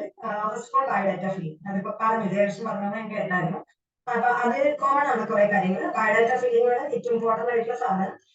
Related mainly to the subject to the PSC member. Subject എക്സ്പെർട്ടിനെ വെച്ചിട്ടല്ല. PSC മെമ്പറിന് കണ്ണ് ഭൂരിഭാഗം കാര്യം ബയോഡാറ്റയിലായിരിക്കും. അപ്പൊ അതാണ് ബയോഡാറ്റ. നമ്മൾ പ്രിപ്പറേഷനിൽ ചെയ്യേണ്ട കാര്യം അതാണ്. രണ്ടാമത്തത് റീഡിങ് അബൌട്ട് നമ്മുടെ സബ്ജക്ട്. നമ്മൾ വായനയിൽ എന്തൊക്കെ സ്പെൻഡ് ചെയ്യണം എന്നുള്ളത്. മൂന്നാമത്തത് എന്റെ ടൈം ഓഫ് ഇന്റർവ്യൂ. അപ്പൊ നമുക്ക് ഇങ്ങനെ തന്നെ പ്ലാൻ ചെയ്ത് പോകാം ഓരോ കാര്യങ്ങളും. അപ്പൊ ഏറ്റവും ആദ്യത്തതും പ്രധാനപ്പെട്ടതും തന്നെ പറയാൻ പറ്റുന്നതായിട്ടുള്ള ബയോഡാറ്റ ഫില്ലിംഗ്. ബയോഡാറ്റയില് നമ്മള് obviously എഴുതുന്ന കാര്യം പറഞ്ഞു. അത് ഞാൻ എഴുതിയ കുറച്ച് കാര്യങ്ങളും കൂടെ നോക്കിക്കൊണ്ട് തന്നെ പറയാം. അതില് ജേഷൻ പറഞ്ഞൊരു കാര്യം എനിക്ക് ചെറിയൊരു ഇത് തോന്നുന്നത് വെച്ച് കഴിഞ്ഞാല് നമ്മള് എഴുതുന്നത് തന്നെ വേണമെന്നില്ല കേട്ടോ. ബിക്കോസ് ഞാൻ ടൈപ്പ് ചെയ്തിട്ട് കൊണ്ടുപോയ ആളാണ്. കാരണം നമ്മുടെ ഞാൻ ഇന്റർവ്യൂന്ന് സെക്കൻഡ് ഡേ ഏറ്റവും ലാസ്റ്റ് കാൻഡിഡേറ്റ് ആയിരുന്നു ഞാൻ. നമ്മുടെ ഇന്റർവ്യൂവിൽ 33 പേരുണ്ടായിരുന്നു. 33rd ആളായിട്ടാണ് ഞാൻ ഇന്റർവ്യൂവിൽ കയറിയത്. അപ്പൊ നമുക്ക് ഒരു ഗുണം ഉണ്ടായതെന്ന് വെച്ചാൽ തലേ ദിവസം എങ്ങനെയാണെന്ന് നമുക്ക് അറിയാൻ പറ്റി. പക്ഷെ ഏറ്റവും ലാസ്റ്റ് ആയതുകൊണ്ടുള്ള ഒരു മടുപ്പിക്കൽ ഉണ്ടായിരുന്നു. സ്വാഭാവികം. പക്ഷെ സെക്കൻഡ് ഡേ മോർണിംഗ് സെഷനിലായിരുന്നു, അതുകൊണ്ട് ഒത്തിരി കേൾപ്പിച്ചില്ല, അങ്ങനെ തീർത്തു. എന്തായാലും ആ സമയത്ത് വേറെ 1-2 പേര് ടൈപ്പ് ചെയ്തിട്ടുണ്ട്. എനിക്ക് ടൈപ്പ് ചെയ്യാനുള്ള ഓപ്ഷൻ വന്നതെന്ന് വെച്ച് കഴിഞ്ഞാൽ ഞാൻ ഫില്ല് ചെയ്യാൻ നേരത്തെ തന്നെ ഫില്ല് ചെയ്ത് തുടങ്ങും. ഫില്ല് ചെയ്യുന്ന സമയത്ത് നമുക്ക് കുറെ സാധനങ്ങൾ ഭയങ്കര കൺജസ്റ്റഡ് ആയിട്ട് തോന്നും. ഒന്നാമത് നമ്മളെ കുറച്ച് പൊലിപ്പിച്ച് എഴുതുന്ന കാരണം നമ്മൾ കുറെ പോയിന്റ്സ് എക്സ്ട്രാ എഴുതാൻ നോക്കും. അപ്പൊ നമുക്ക് കുറച്ചൊന്ന് കൺജഷൻ വരും. ഈ പറഞ്ഞ പോലെ ജസ്റ്റ് പറഞ്ഞ ആ കാര്യം കറക്റ്റാണ്, കൺജസ്റ്റഡ് ആയി നമ്മൾ വെട്ടിപ്പോവും, തിരുത്തിപ്പോവും, അങ്ങനെ പ്രശ്നമില്ല. അപ്പൊ അതുകൊണ്ട് എന്നെ സംബന്ധിച്ച് എനിക്ക് ടൈപ്പിംഗ് ആയിരിക്കും കുറച്ചുകൂടെ കംഫർട്ടബിൾ തോന്നി. അപ്പം എന്റെ സീനിയർ ആയിട്ടുള്ള ഒരാൾ തലേ ദിവസത്തെ ആള് ടൈപ്പ് ചെയ്തിട്ട് പോയിട്ടുണ്ടായിരുന്നു എന്ന് പറഞ്ഞു, പ്രോബ്ലം ഇല്ല എന്ന് പറഞ്ഞു. സോ ഞാൻ റിട്ടേൺ കോപ്പി വെച്ചു കയ്യിൽ, ബട്ട് സ്റ്റിൽ ടൈപ്പ് ചെയ്തത് സാധനം ഉണ്ടായിരുന്നു. ടൈപ്പ് ചെയ്യുമ്പോൾ നമുക്ക് ഫോണ്ട് സൈസ്, അതായത് അതിന്റെ മാറ്ററിൽ ചേഞ്ച് വരുത്തണം എന്നല്ല, പക്ഷെ നമ്മൾ എഴുതുന്ന സാധനങ്ങളിൽ അതിന്റെ ഫോണ്ട് സൈസ് നന്നായി കുറച്ച് 10 സൈസിലൊക്കെ വെച്ചിട്ട് അങ്ങനെ ടൈപ്പ് ചെയ്ത് കൊണ്ടുപോയി. അപ്പൊ അത് കൺജഷൻ ഒഴിവാക്കുക. ടൈപ്പിംഗ് വേണം, റൈറ്റിംഗ് വേണം, ഏത് വേണമെങ്കിൽ ചൂസ് ചെയ്യാം, കുഴപ്പമില്ല. പക്ഷെ കൺജസ്റ്റഡ് ആവരുത് തീരെ. മാറ്റേഴ്സ് ഒരുപാട് എഴുതാണ്ടാവും ചിലപ്പോൾ, അത് തന്നെ നല്ല സെലക്റ്റീവ് ആയിട്ട് എഴുതാം. അപ്പൊ അതാണ് എനിക്ക് ആദ്യം പറയാൻ തോന്നിയ കാര്യം. ഇൻ കേസ് ടൈപ്പ് ചെയ്യണമെങ്കിൽ ചെയ്യാം, നോ പ്രോബ്ലം വിത്ത് ദാറ്റ്. രണ്ടാമത്തെ, ഈ പറഞ്ഞ പോലെ PSC മെമ്പറുടെ ക്വസ്റ്റ്യൻസ് ആയിരിക്കും ഇതിൽ നിന്ന് വരുന്നത്. ഇതില് കുറച്ച് കാര്യങ്ങൾ ഇപ്പം പറഞ്ഞു, നമ്മൾ എഴുതുന്നത് വളരെ ഇമ്പോർട്ടന്റ് ആയിട്ട് നോക്കിയിട്ട് എഴുതാമെന്ന് പറഞ്ഞു. അതിലിപ്പോ ഈ പറഞ്ഞ പോലെ നമ്മുടെ സ്കൂൾ ലെവൽ, നമ്മുടെ ഏത് എത്ര മാർക്ക് ഉണ്ടായി, എത്ര റാങ്ക് ഉണ്ടായി തുടങ്ങി എല്ലാ കാര്യവും മെൻഷൻ ചെയ്യാനുള്ളത് ഉണ്ട്. അപ്പൊ അതൊക്കെ വളരെ കറക്റ്റ് ആയിട്ട്, വെറുതെ നമ്മളിങ്ങനെ നമുക്ക് ഇതുണ്ടായിരുന്നു വെറുതെ പറയരുത്, ചോദിച്ചു കഴിഞ്ഞാൽ അത് കറക്റ്റ് ആയിരിക്കണം. കാരണം അതിന് പ്രൂഫ് ഉണ്ട്. അപ്പൊ ആ രീതിയിൽ തന്നെ എഴുതിയിട്ട് പോവാം. പിന്നെ അതുപോലെ ആര് കറന്റ്ലി എംപ്ലോയിഡ് എന്ന് പറഞ്ഞിട്ട് ഒരു ക്വസ്റ്റ്യൻ ഉണ്ടായിരുന്നു. അപ്പൊ അതില് ഞാൻ എന്റെ കാര്യം പറയുകയാണെങ്കിൽ ഞാൻ എംപ്ലോയിഡ് അല്ലായിരുന്നു, ബട്ട് സ്റ്റിൽ ഞാൻ പിന്നെ നോ എഴുതിയിട്ട് അതിന്റെ താഴെ currently I am doing my PhD എന്ന് പറഞ്ഞിട്ട് വെച്ചിരുന്നു. ബിക്കോസ് അത് ഒരു ചെയ്യുന്ന കാര്യം തന്നെയാണ്. ഒരു എന്താ പറയാ, നമ്മള് റെഗുലർ PhD ചെയ്യുന്നതുകൊണ്ട് അത് ചെയ്യണം എന്നുള്ള രീതിയിൽ, പോരാതെ അത് നമ്മളെ PhD ചെയ്യാണെന്ന് കാണിക്കാൻ പറ്റുന്ന ഒരു അവസരം കൂടിയാണ്. അപ്പൊ അത് നമ്മൾ എഡ്യൂക്കേഷൻ ക്വാളിഫിക്കേഷനിൽ PhD ചെയ്തുകൊണ്ടിരിക്കുകയാണെങ്കിൽ ഓൺ ഗോയിങ് പറഞ്ഞിട്ട് നമുക്ക് വെക്കാം PhD. അതുപോലെ അല്ലെങ്കിൽ ആരും കറന്റ് എംപ്ലോയിഡ് കഴിഞ്ഞിട്ട് അത് വെക്കാം, അതിൽ തെറ്റില്ല. പിന്നെ അതുപോലെ പ്രീവിയസ് ജോബ് എക്സ്പീരിയൻസ് ചോദിക്കുന്ന ഒരു സ്ഥലത്ത് വളരെ കെയർഫുൾ ആയിട്ട് എഴുതുക, നമ്മൾ എക്സ്പീരിയൻസ് എഴുതുക. ഉറപ്പായിട്ടും അതിൽ ടീച്ചിങ് എക്സ്പീരിയൻസ് വളരെ കുറച്ചാണെങ്കിൽ പോലും അത് എന്തായാലും മെൻഷൻ ചെയ്യാൻ നോക്കുക. അതായത് മെൻഷൻ ചെയ്യും. എന്നാലും എനിക്ക് ഒത്തിരി ക്വസ്റ്റ്യൻസ് ഒന്നും ഉണ്ടായിരുന്നില്ല എന്റെ ഇന്റർവ്യൂവിന്. പക്ഷെ അവരിങ്ങനെ പാസ് ഓൺ ചെയ്ത് ചോദിച്ചതിന്റെ കൂട്ടത്തിൽ ഒരു ക്വസ്റ്റൻ ആയിരുന്നു, ടീച്ചിങ് എക്സ്പീരിയൻസ് ഉണ്ടോ എന്ന് ചോദിച്ചു. അപ്പൊ ഞാൻ സാർ ഉണ്ടായിരുന്നു എന്ന് പറഞ്ഞു. എവിടെയാണെന്ന് ചോദിച്ചു. അപ്പം ഞാൻ പറഞ്ഞു, ഞാൻ പഠിപ്പിക്കുന്ന കോളേജിൽ തന്നെ ഞാൻ കോൺട്രാക്ട് വർക്ക് ചെയ്യുന്നുണ്ട് 1 year, അപ്പൊ അതുണ്ട്. പിന്നെ ചോദിച്ചു. ഞാൻ പറഞ്ഞു ഞാനൊരു അപ്പൊ അതില് ഇപ്പൊ നമ്മൾ പറയുകയാണെങ്കിൽ ഗവൺമെന്റ് കോളേജിൽ ആണെങ്കിൽ അത് ആദ്യം പറയാം, എന്നിട്ട് നമ്മൾ പ്രൈവറ്റ് കോളേജിലുള്ള എക്സ്പീരിയൻസ് പറയാം. സ്വാഭാവികമായിട്ട് അങ്ങനെ ഒരു ഹൈറാർക്കി ഉണ്ടല്ലോ, അതുകൊണ്ട്. അല്ല പ്രൈവറ്റ് കോളേജിലാണെങ്കിൽ start like I have 5 years experience as a teacher എന്ന് പറഞ്ഞ് തുടങ്ങാം. അപ്പോഴല്ലേ അവരെ അറിയുള്ളൂ, അത് വായിക്കാൻ പറ്റില്ലല്ലോ എത്ര വർഷം ഉണ്ടോ നോക്കി. അങ്ങനെ പറഞ്ഞാൽ മതി. ഓക്കെ. പിന്നെ ഈ പറഞ്ഞ പോലെ ഒക്യുപേഷൻ ഓഫ് ഇത് അങ്ങനെ അതൊന്നും അത്ര ഡീറ്റെയിൽ ചോദിച്ചില്ല. പക്ഷെ എന്റെ ഹസ്ബൻഡിന്റെ വീട് മലപ്പുറത്തായിരുന്നു.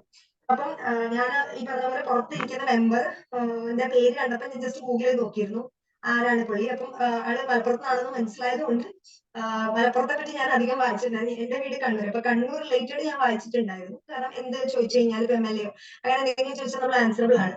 അപ്പൊ പക്ഷെ മലപ്പുറം സൈഡ് ഞാൻ വായിച്ചില്ല. അപ്പൊ ഞാൻ അത് കുറച്ച് ഇങ്ങനെ പ്രിപ്പയർ ചെയ്തിട്ട് പോയി. പക്ഷെ അങ്ങനെയൊന്നും ചോദിച്ചില്ല, മലപ്പുറത്താണല്ലേ എന്ന് ചോദിച്ചു. ബിക്കോസ് അവരെ കണ്ണ് അതിനോടൊക്കെ സ്ട്രൈക്ക് ചെയ്യും. അപ്പം അങ്ങനത്തെ എന്തെങ്കിലും ഉണ്ടെങ്കിൽ റിലേറ്റഡ് ആയിട്ട് നമ്മൾ അത് വായിച്ചു വെച്ചിരിക്കാം. ആരുടെ ഇപ്പം ഹസ്ബൻഡ് അല്ലെങ്കിൽ ഫാദർ, ബ്രദർ, അങ്ങനെ സംതിങ് റിലേറ്റഡ് ക്വസ്റ്റ്യൻ ചോദിക്കാനുണ്ടെങ്കിൽ അതിൽ ഒരു ക്വസ്റ്റ്യൻ ചിലപ്പോൾ ചോദിക്കാം. അപ്പൊ അത് വായിച്ചിരിക്കാം. പിന്നെ അതുപോലെ പിന്നെ ഹോബീസിന്റെ കാര്യം പറഞ്ഞ പോലെ ഭയങ്കര ഇമ്പോർട്ടന്റ് ആണ്.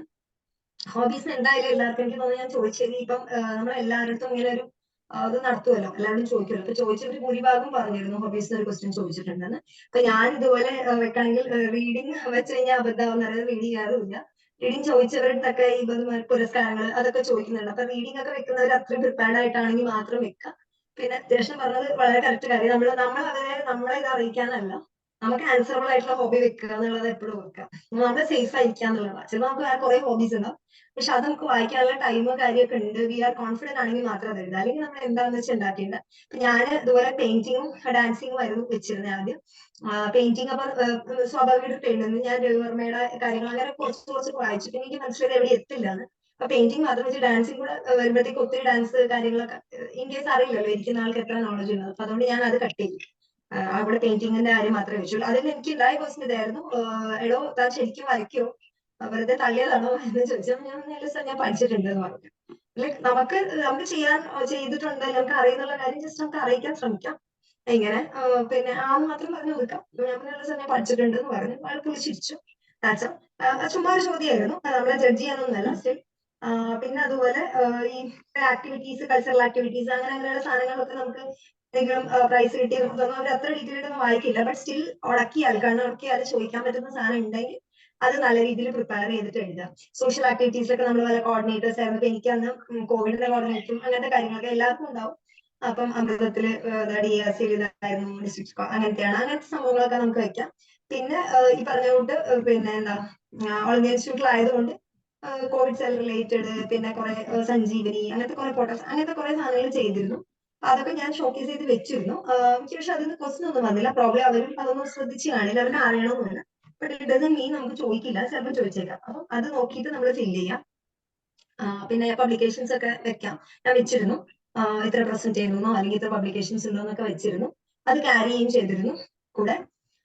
പിന്നെ അടുത്ത ഇമ്പോർട്ടന്റ് ക്വസ്റ്റൻ ആണ്, ഇപ്പൊ ജ്യേഷ്ഠൻ പറഞ്ഞ പോലെ സിവിൽ സർവന്റ്, എന്തുകൊണ്ട് ഒരു സിവിൽ സർവന്റ് ആവാൻ ആഗ്രഹിക്കുന്ന പോലെ. സിവിൽ സർവന്റ് എന്ന് പറഞ്ഞു കഴിഞ്ഞാൽ നമുക്കൊരു ഗവൺമെന്റ് സർവന്റ് എന്നുള്ള അർത്ഥത്തിലാണ്. അപ്പൊ അതിനൊരു നല്ല ആൻസർ നമ്മളായിട്ട് ഫ്രെയിം ചെയ്ത് എഴുതാം. എല്ലാവർക്കും ഒരു കാര്യം ബിക്കോസ് പാഷൻ അങ്ങനെയൊക്കെ ആയിരിക്കും. Try to make it better, അല്ലെങ്കിൽ നമ്മൾ അതിനെ കുറച്ചും കൂടെ ഒന്ന് മോഡിഫൈ ചെയ്ത് നന്നായിട്ട് പറയാൻ പറ്റുന്ന സംഭവം തന്നെയായിരിക്കും എല്ലാവർക്കും. ബട്ട് സ്റ്റിൽ നല്ലൊരു സെന്റൻസിൽ എഴുതുകയാണെങ്കിൽ നല്ലതാണ്. ചിലപ്പോൾ അവരത് ചോദിക്കുകയും ചെയ്യും.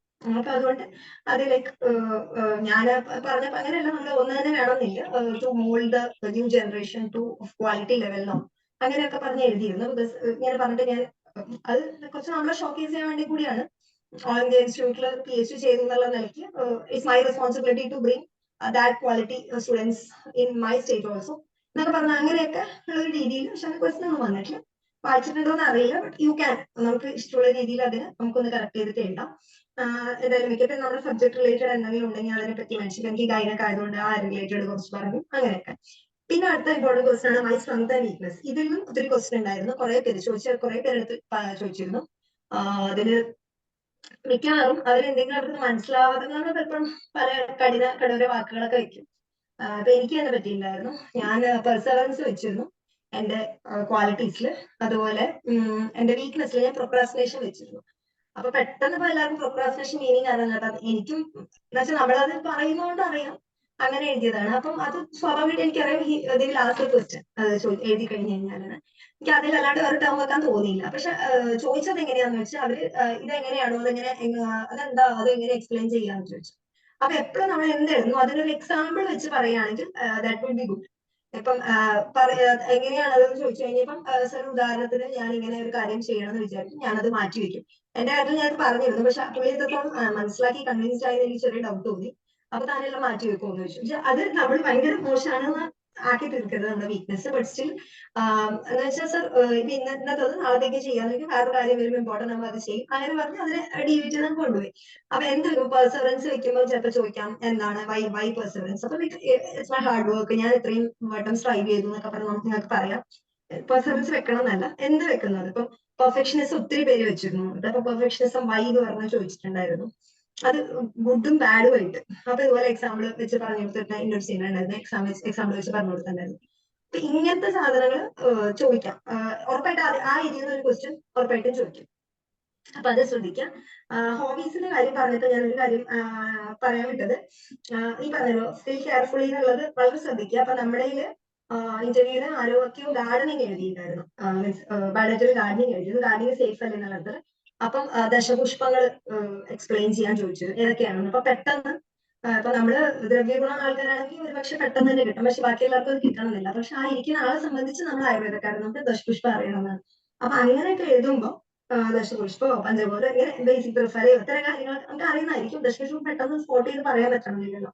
അപ്പൊ അതൊന്ന് പ്രിപ്പയർഡ് ആയിട്ടിരിക്കുക. അല്ലെങ്കിൽ നമ്മൾ ലേശം ഒന്ന് ചിലപ്പം കിട്ടിയില്ലെന്നൊരു ബാഡ് ഇംപ്രഷൻ ഉണ്ടായിട്ടുണ്ട്, അങ്ങനെ ഒരാൾക്ക് ഉണ്ടായിട്ടുണ്ട്. അപ്പൊ അത് ശ്രദ്ധിക്കുക. പിന്നെ അതുപോലെ ഇപ്പൊ സ്പോർട്സ് റിലേറ്റഡ് ഒക്കെ വെക്കുകയാണെങ്കിൽ അവാർഡ്സ് അത്തരം എന്തൊക്കെ കിട്ടി അതൊക്കെ വെക്കുക. കുക്കിംഗ് കുറെ പേര് വെച്ചിരുന്നു, പാചകം റിലേറ്റഡ്. അപ്പം ഒരുപക്ഷെ വേണമെങ്കിൽ അവർ ആയുർവേദിക് റെസിപ്പീസ് ഒക്കെ ചോദിക്കാം. സ്വസ്ഥത്തിലുള്ളവരൊക്കെ ആവുമ്പോഴത്തേക്കും അതൊക്കെ ചിലപ്പോൾ ചോദിക്കാം. അപ്പൊ നമ്മളതായ രീതിയിലേക്ക് അവരെ കൊണ്ടുവരിക. സിമ്പിൾ ആയിട്ടുള്ള ഒരു ഹോബി വെക്കുക, അത് കറക്റ്റ് ആയിട്ടൊരു ധാരണ ഉണ്ടാക്കുക, അതിനെപ്പറ്റി ഒരു കാഴ്ചപ്പാട് ഉണ്ടാക്കുക. അത് റിലേറ്റഡ് ആയിട്ടുള്ള എന്തെങ്കിലും ഉണ്ടെങ്കിൽ അതിനെപ്പറ്റി എക്സ്പ്ലെയിൻ ചെയ്യാൻ ശ്രമിക്കാം. അങ്ങനെയൊക്കെ കറണ്ട് ഇപ്പൊ എന്തെങ്കിലും റെലവെന്റ് ആയിട്ട് ആ വിഷയത്തിൽ എന്തെങ്കിലും നടന്നുകൊണ്ടിരിക്കുകയാണെങ്കിൽ അതുകൂടെ വായിച്ചിരിക്കും. ഹോബി എഴുതുമ്പോൾ പ്രത്യേകിച്ച് ശ്രദ്ധിക്കാം. പിന്നെ അതുപോലെ ഒരു കാര്യം ഉണ്ടായിരുന്നു, ഒക്യുപേഷൻ ഓഫ് മദർ എന്ന് വെച്ച സ്ഥലത്ത് പലരും ഹൗസ് വൈഫ് അങ്ങനെ വെച്ചിരുന്നു. അപ്പൊ അവര് ഹൗസ് വൈഫിന് ഇപ്പൊ എന്താണോ പറയാ, പുതിയ വേറെ ഒന്നും പറയില്ല. ഇപ്പൊ ഹോം മേക്കർ എന്നുള്ളത് വെക്കുകയാണെങ്കിൽ കുറച്ചുകൂടെ നന്നായെന്ന് തോന്നും. അതെനിക്ക് തലേ ദിവസം കുറച്ച് പേര് അങ്ങനെ ചോദിച്ചതുകൊണ്ട് ഞാൻ എന്റേത് ഹോം മേക്കറിനാക്കിയിരുന്നു. എൻ്റെ അടുത്ത് ചോദിച്ചില്ല, പക്ഷെ ഹൗസ് വൈഫ് അല്ലല്ലോ, ഹൗസ് വൈഫിനെ പുതുതായിട്ട് ഇപ്പൊ എങ്ങനെയാ പറയാ, വൈ ഹൗസ് വൈഫ്, ആ തരത്തിലുള്ള ക്വസ്റ്റ്യൻസ് ഉണ്ടായിരുന്നു. ഇപ്പൊ ഹോം മേക്കറിന് വെക്കുന്നത് നന്നായിരിക്കും തോന്നുന്നു. വർക്കിംഗ് ആണെങ്കിൽ അങ്ങനെ. ഓക്കെ, അപ്പൊ ഇത്രയാണ് ഈ പറഞ്ഞ കാര്യങ്ങൾ. എനിക്കൊന്ന് വയനാട്ട് ഫീലിങ്ങിന്റെ ബേസിക് സംഭവങ്ങളൊക്കെ പറഞ്ഞു. കൺജസ്റ്റഡ് ആവരുത് എന്നുള്ളത് ഒന്ന് ഓർമ്മിപ്പിക്കാം.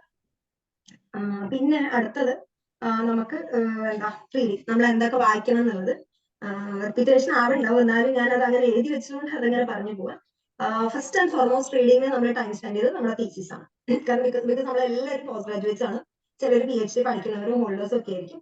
അപ്പം തീസിസ് രണ്ടും വായിക്കുക, PhD കൂടെ ഉള്ളവരെ രണ്ടും വായിക്കുക. മോസ്റ്റ് പ്രോബ്ലി ക്വസ്റ്റ്യൻസ് വരിക ഹയർ PhD എന്നായിരിക്കും. രണ്ടും വായിച്ചിരിക്കണം, പക്ഷെ ഹയർ PhD എന്നായിരിക്കും. ചിലർക്ക് സെയിം ടോപ്പിക് ആയിരിക്കും.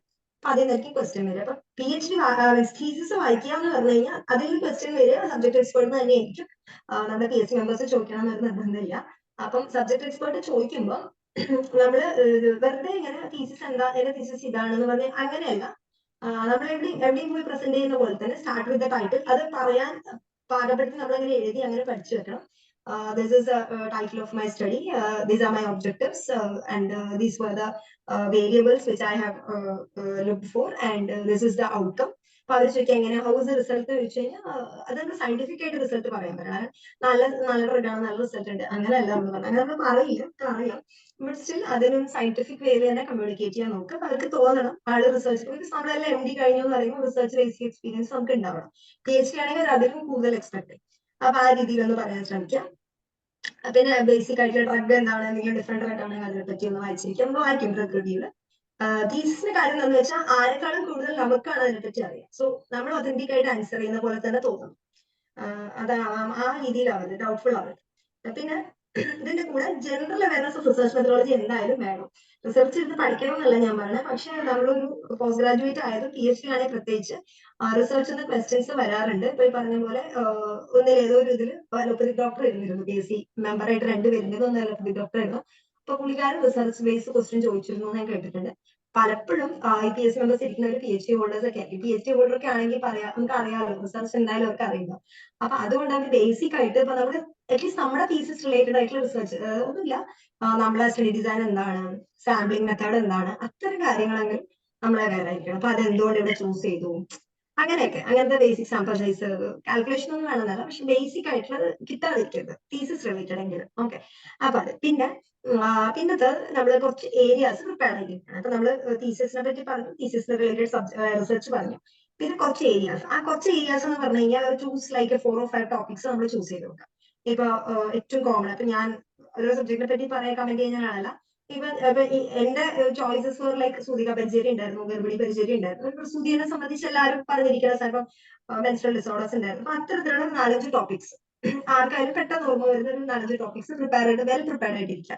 അത് 2 രീതിയിലും പ്രിപ്പയർ ചെയ്യണം. അതായത് ഒരു ലേമാനെ പറഞ്ഞ് മനസ്സിലാക്കാനുള്ള രീതിയിലും പ്രിപ്പയർഡ് ആയിരിക്കണം, സബ്ജക്ട് റിലേറ്റഡ് ആയിട്ട് ഡെഫിനേഷനോട് കൂടി ആ രീതിയിലും പ്രിപ്പയർ ആയിരിക്കണം. അപ്പൊ അതേ ഒരേ സാധനം തന്നെ ആവുമ്പോൾ it will be comfortable for us. അതായത് നമ്മൾ ഇത്രയും ഏരിയ ഒരു 5 ടോപ്പിക്കും പ്ലസ് ഒരു തീസിസും ഇത്രയും സാധനം നമ്മൾ പഠിച്ചിരിക്കണം ആ രീതിയിൽ. ഇനി അതിൽ വരുന്ന സമയത്ത് പിന്നെ മിക്കവാറും ക്വസ്റ്റ്യൻ വരിക സബ്ജക്ട് എക്സ്പേർട്ട് PSC മെമ്പറിനായിരിക്കും. അവർ ചോദിക്കുന്നത് എന്താ എന്തെങ്കിലും ആയിരിക്കും, ലൈക്ക് ഇന്ന സാധനത്തിനെ പറ്റി പറയുമ്പോൾ സ്വസ്ഥം PG ആണെന്ന് പറയുമ്പോൾ അവർക്ക് ചിലപ്പോൾ അധികം കാര്യങ്ങളൊന്നും ചിലപ്പോൾ അവർ ഒരു പക്ഷേ യോഗനെ പറ്റി പറയാനായിരിക്കും പറയുന്നത്. പ്രോബബ്ലി ഒരു ശല്യം PG ആണെങ്കിൽ അതിൽ ചിലപ്പം ARC, എനിക്കറിയില്ല ARC ചോദിക്കുമെന്ന്, നാട്ടിൽ അറിയണമാണല്ലോ. അപ്പൊ ARC സ്പോർട്സ് മെഡിസിൻ ചോദിക്കാം അല്ലെ, കുറച്ചും കൂടെ അതൊക്കെ കേൾക്കണമല്ലോ, ഇപ്പൊ എല്ലാവർക്കും അറിയണ കാര്യം. അപ്പൊ അത് ചോദിക്കാം. അപ്പം കായിക ചിലപ്പോൾ ന്യൂറോളജി റിലേറ്റഡ് ആയിരിക്കും ചോദിക്കാം, ഗാസ്ട്രോ റിലേറ്റഡ് എന്ന് വെച്ചാൽ ആ രീതിയിലുള്ള ബേസിക് ആയിട്ടുള്ള സിമ്പിൾ സാധനങ്ങളായിരിക്കും ചോദിക്കുക. അപ്പൊ അത് നമുക്ക് എന്തായാലും നമുക്ക് അറിയണമായിരിക്കും, ബട്ട് നമ്മൾ ആൻസറബിൾ ആയിട്ടുള്ള രീതിയിൽ പ്രിപ്പയർ ചെയ്ത് നോക്കാം. അപ്പൊ അത് ഇറ്റ് ഇൻക്രീസസ് അവർ കോൺഫിഡൻസ്. നമ്മൾ ആ രീതിയിൽ അങ്ങനെ പുള്ളിയുടെ അടുത്താണ് ആൻസർ വരുന്നുണ്ടെങ്കിൽ അവിടേക്ക് ഒരു ശ്ലോകം ഒന്നും പറയരുത്. അവരോട് ഉദ്ദേശിക്കുന്നത് നമ്മളോട് അവരൊരു ക്വയറിയാ ചോദിക്കുന്നത്, അവർക്ക് അറിയാൻ താല്പര്യം ചോദിക്കുന്നത്. അപ്പൊ നമ്മൾ അത് പറഞ്ഞ് മനസ്സിലാക്കാൻ ശ്രമിക്കാം. അവിടെയൊക്കെ നമ്മൾ വലിയ ശ്ലോകം ഒന്നും പറയേണ്ട കാര്യമില്ല. അപ്പൊ അവരും വിചാരിക്കും ഇതിപ്പോ എന്തിനാന്ന് തോന്നും. അപ്പൊ അതുകൊണ്ട് അതിന്റെ ആവശ്യമില്ല. Question it is coming from the expert, you can start with ശ്ലോകം. സ്ലോഗൻ കിട്ടിയില്ലെങ്കിൽ കുഴപ്പമുണ്ടെന്നല്ല, സ്ലോഗൻ വെച്ച് തുടങ്ങാം വേണമെങ്കിൽ. ഈ രീതിയിൽ ഒന്ന് പ്രിപ്പയർ ചെയ്തിരിക്കുക. ഈ ഒരു 4-5 ടോപ്പിക്സ് അത് അത്യാവശ്യം നന്നായിട്ട് പ്രിപ്പയർ ചെയ്തിരിക്കുക. നമുക്ക് എപ്പോൾ ചോദിച്ചാലും കിട്ടുന്ന രീതിയിൽ പ്രിപ്പയർ ചെയ്തിരിക്കുക. ഓക്കെ. പിന്നെ മൈക്രോ ടീച്ചിങ് അല്ലെങ്കിൽ ക്ലാസ് എടുപ്പിക്കുക. ഇപ്പൊ കുറെ കാലമായിട്ട് അതില്ല. ഒറ്റപ്പെട്ടിട്ടുള്ള പോസ്റ്റുള്ള ഇന്റർവ്യൂകളിലൊക്കെ പണ്ട് ഉണ്ടെന്ന് കേട്ടിട്ടുണ്ട്. കുറെ മുന്നത്തെ ഇന്റർവ്യൂ മാത്രമുള്ള, അതായത് എക്സാം ഇല്ലാത്ത ഇന്റർവ്യൂ മാത്രമുള്ള എക്സാമുകൾ മൈക്രോ ടീച്ചിങ് ഉണ്ടെന്ന് കേട്ടിട്ടുണ്ട്. അപ്പൊ നമ്മുടെ ഈ നടന്ന ഇന്റർവ്യൂകളിലൊന്നും ക്ലാസ് എടുപ്പിക്കൽ ഉണ്ടായിരുന്നില്ല. എനിക്ക് തോന്നുന്നു നിദാനത്തിലാണ് അവർക്ക് കൊണ്ട് ക്ലിനിക്കൽ ക്ലാസ് എടുപ്പിക്കുന്ന രീതിയിൽ എന്തോ ചോദിച്ചു തോന്നുന്നു. ഒരു ബെഡ് സൈഡ് എക്സാമിനേഷൻ എങ്ങനെ ഒരു കുട്ടീനെ പഠിപ്പിക്കുന്നു അങ്ങനെ എന്തോ ചോദിച്ചിരുന്നു. അപ്പൊ അത് ഒരു ഇതായിരുന്നു. ബാക്കി ആരുടെ അങ്ങനെ ക്ലാസ് എടുപ്പിക്കുന്ന രീതി ചോദിച്ചില്ല. പക്ഷെ നമുക്ക് പറയാൻ പറ്റില്ല അത് ഉണ്ടാവില്ല എന്നുള്ളത്. അപ്പൊ നമ്മൾ എന്തായാലും പ്രിപ്പയർഡ് ആയിട്ട് തന്നെ പോവാം. അപ്പൊ ഒരു ക്ലാസ് എടുക്കേണ്ട രീതിയിൽ എന്തൊക്കെ പാലിക്കണം എന്നുള്ളത് ഒന്ന് ജസ്റ്റ് ശ്രദ്ധിക്കുക. അതില് എന്താ പറയാ, ഒരു 5 മിനിറ്റത്തെ ക്ലാസ് ഒരുപാട് നീട്ടി വലിക്കുക, ക്ലാസ് നിർത്താൻ പറയും അതിനിടയിൽ.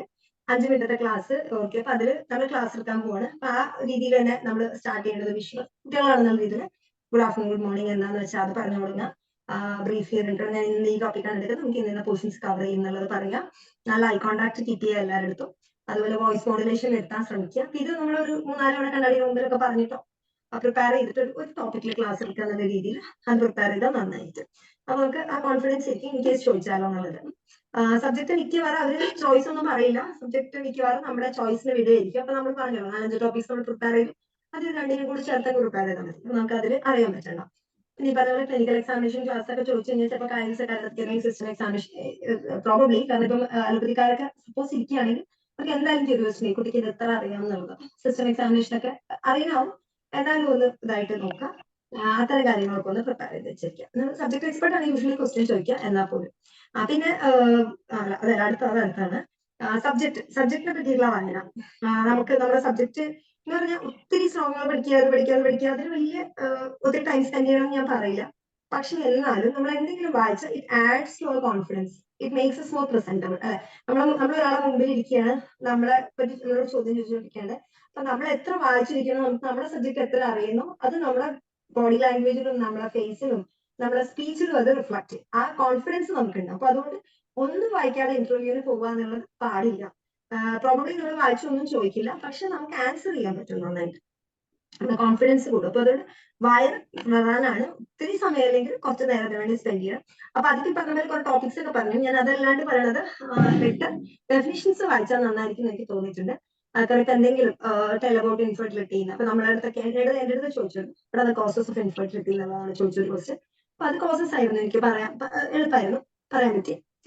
ചിലപ്പോ ഇപ്പം ഡിസ്മെനോറിയ എന്താന്ന് ചോദിച്ചാൽ ഡിസ്മെനോറിയ സോ ആൻഡ് സോ എന്ന് പറഞ്ഞിട്ട് നിങ്ങൾക്ക് എന്താ ഏത് അസുഖമാണെങ്കിലും ഇപ്പം സ്വസ്ഥത്തിലൊക്കെ ആണെങ്കിൽ ഒത്തിരി പല കാര്യങ്ങളുടെയും പ്രിവലൻസ്, ഇൻസിഡൻസ്, ഇത്തരം കാര്യങ്ങളൊക്കെ വരുമല്ലോ. അപ്പൊ അങ്ങനത്തതോ ഇൻ കേസ് ചോദിക്കുകയാണെങ്കിൽ നമ്മളൊരു ഡെഫിനേഷനോടുകൂടി സ്റ്റാർട്ട് ചെയ്യുകയാണെങ്കിൽ അപ്പൊ കോവിഡ് റിലേറ്റഡ് ചോദിച്ചു, എന്തെങ്കിലും ലേറ്റസ്റ്റ് ആയിട്ടുള്ള ഏതെങ്കിലും അസുഖങ്ങൾ റിലേറ്റഡ് ചോദിച്ചു, നിപ്പ ചോദിച്ചു. അപ്പൊ അങ്ങനെയൊക്കെ വരുമ്പോൾ നമ്മൾ അതിന്റെ ഡെഫിനേഷനോടുകൂടി പറയാൻ പറ്റുമെങ്കിൽ ദാറ്റ് ഇസ് ദ ബെസ്റ്റ്.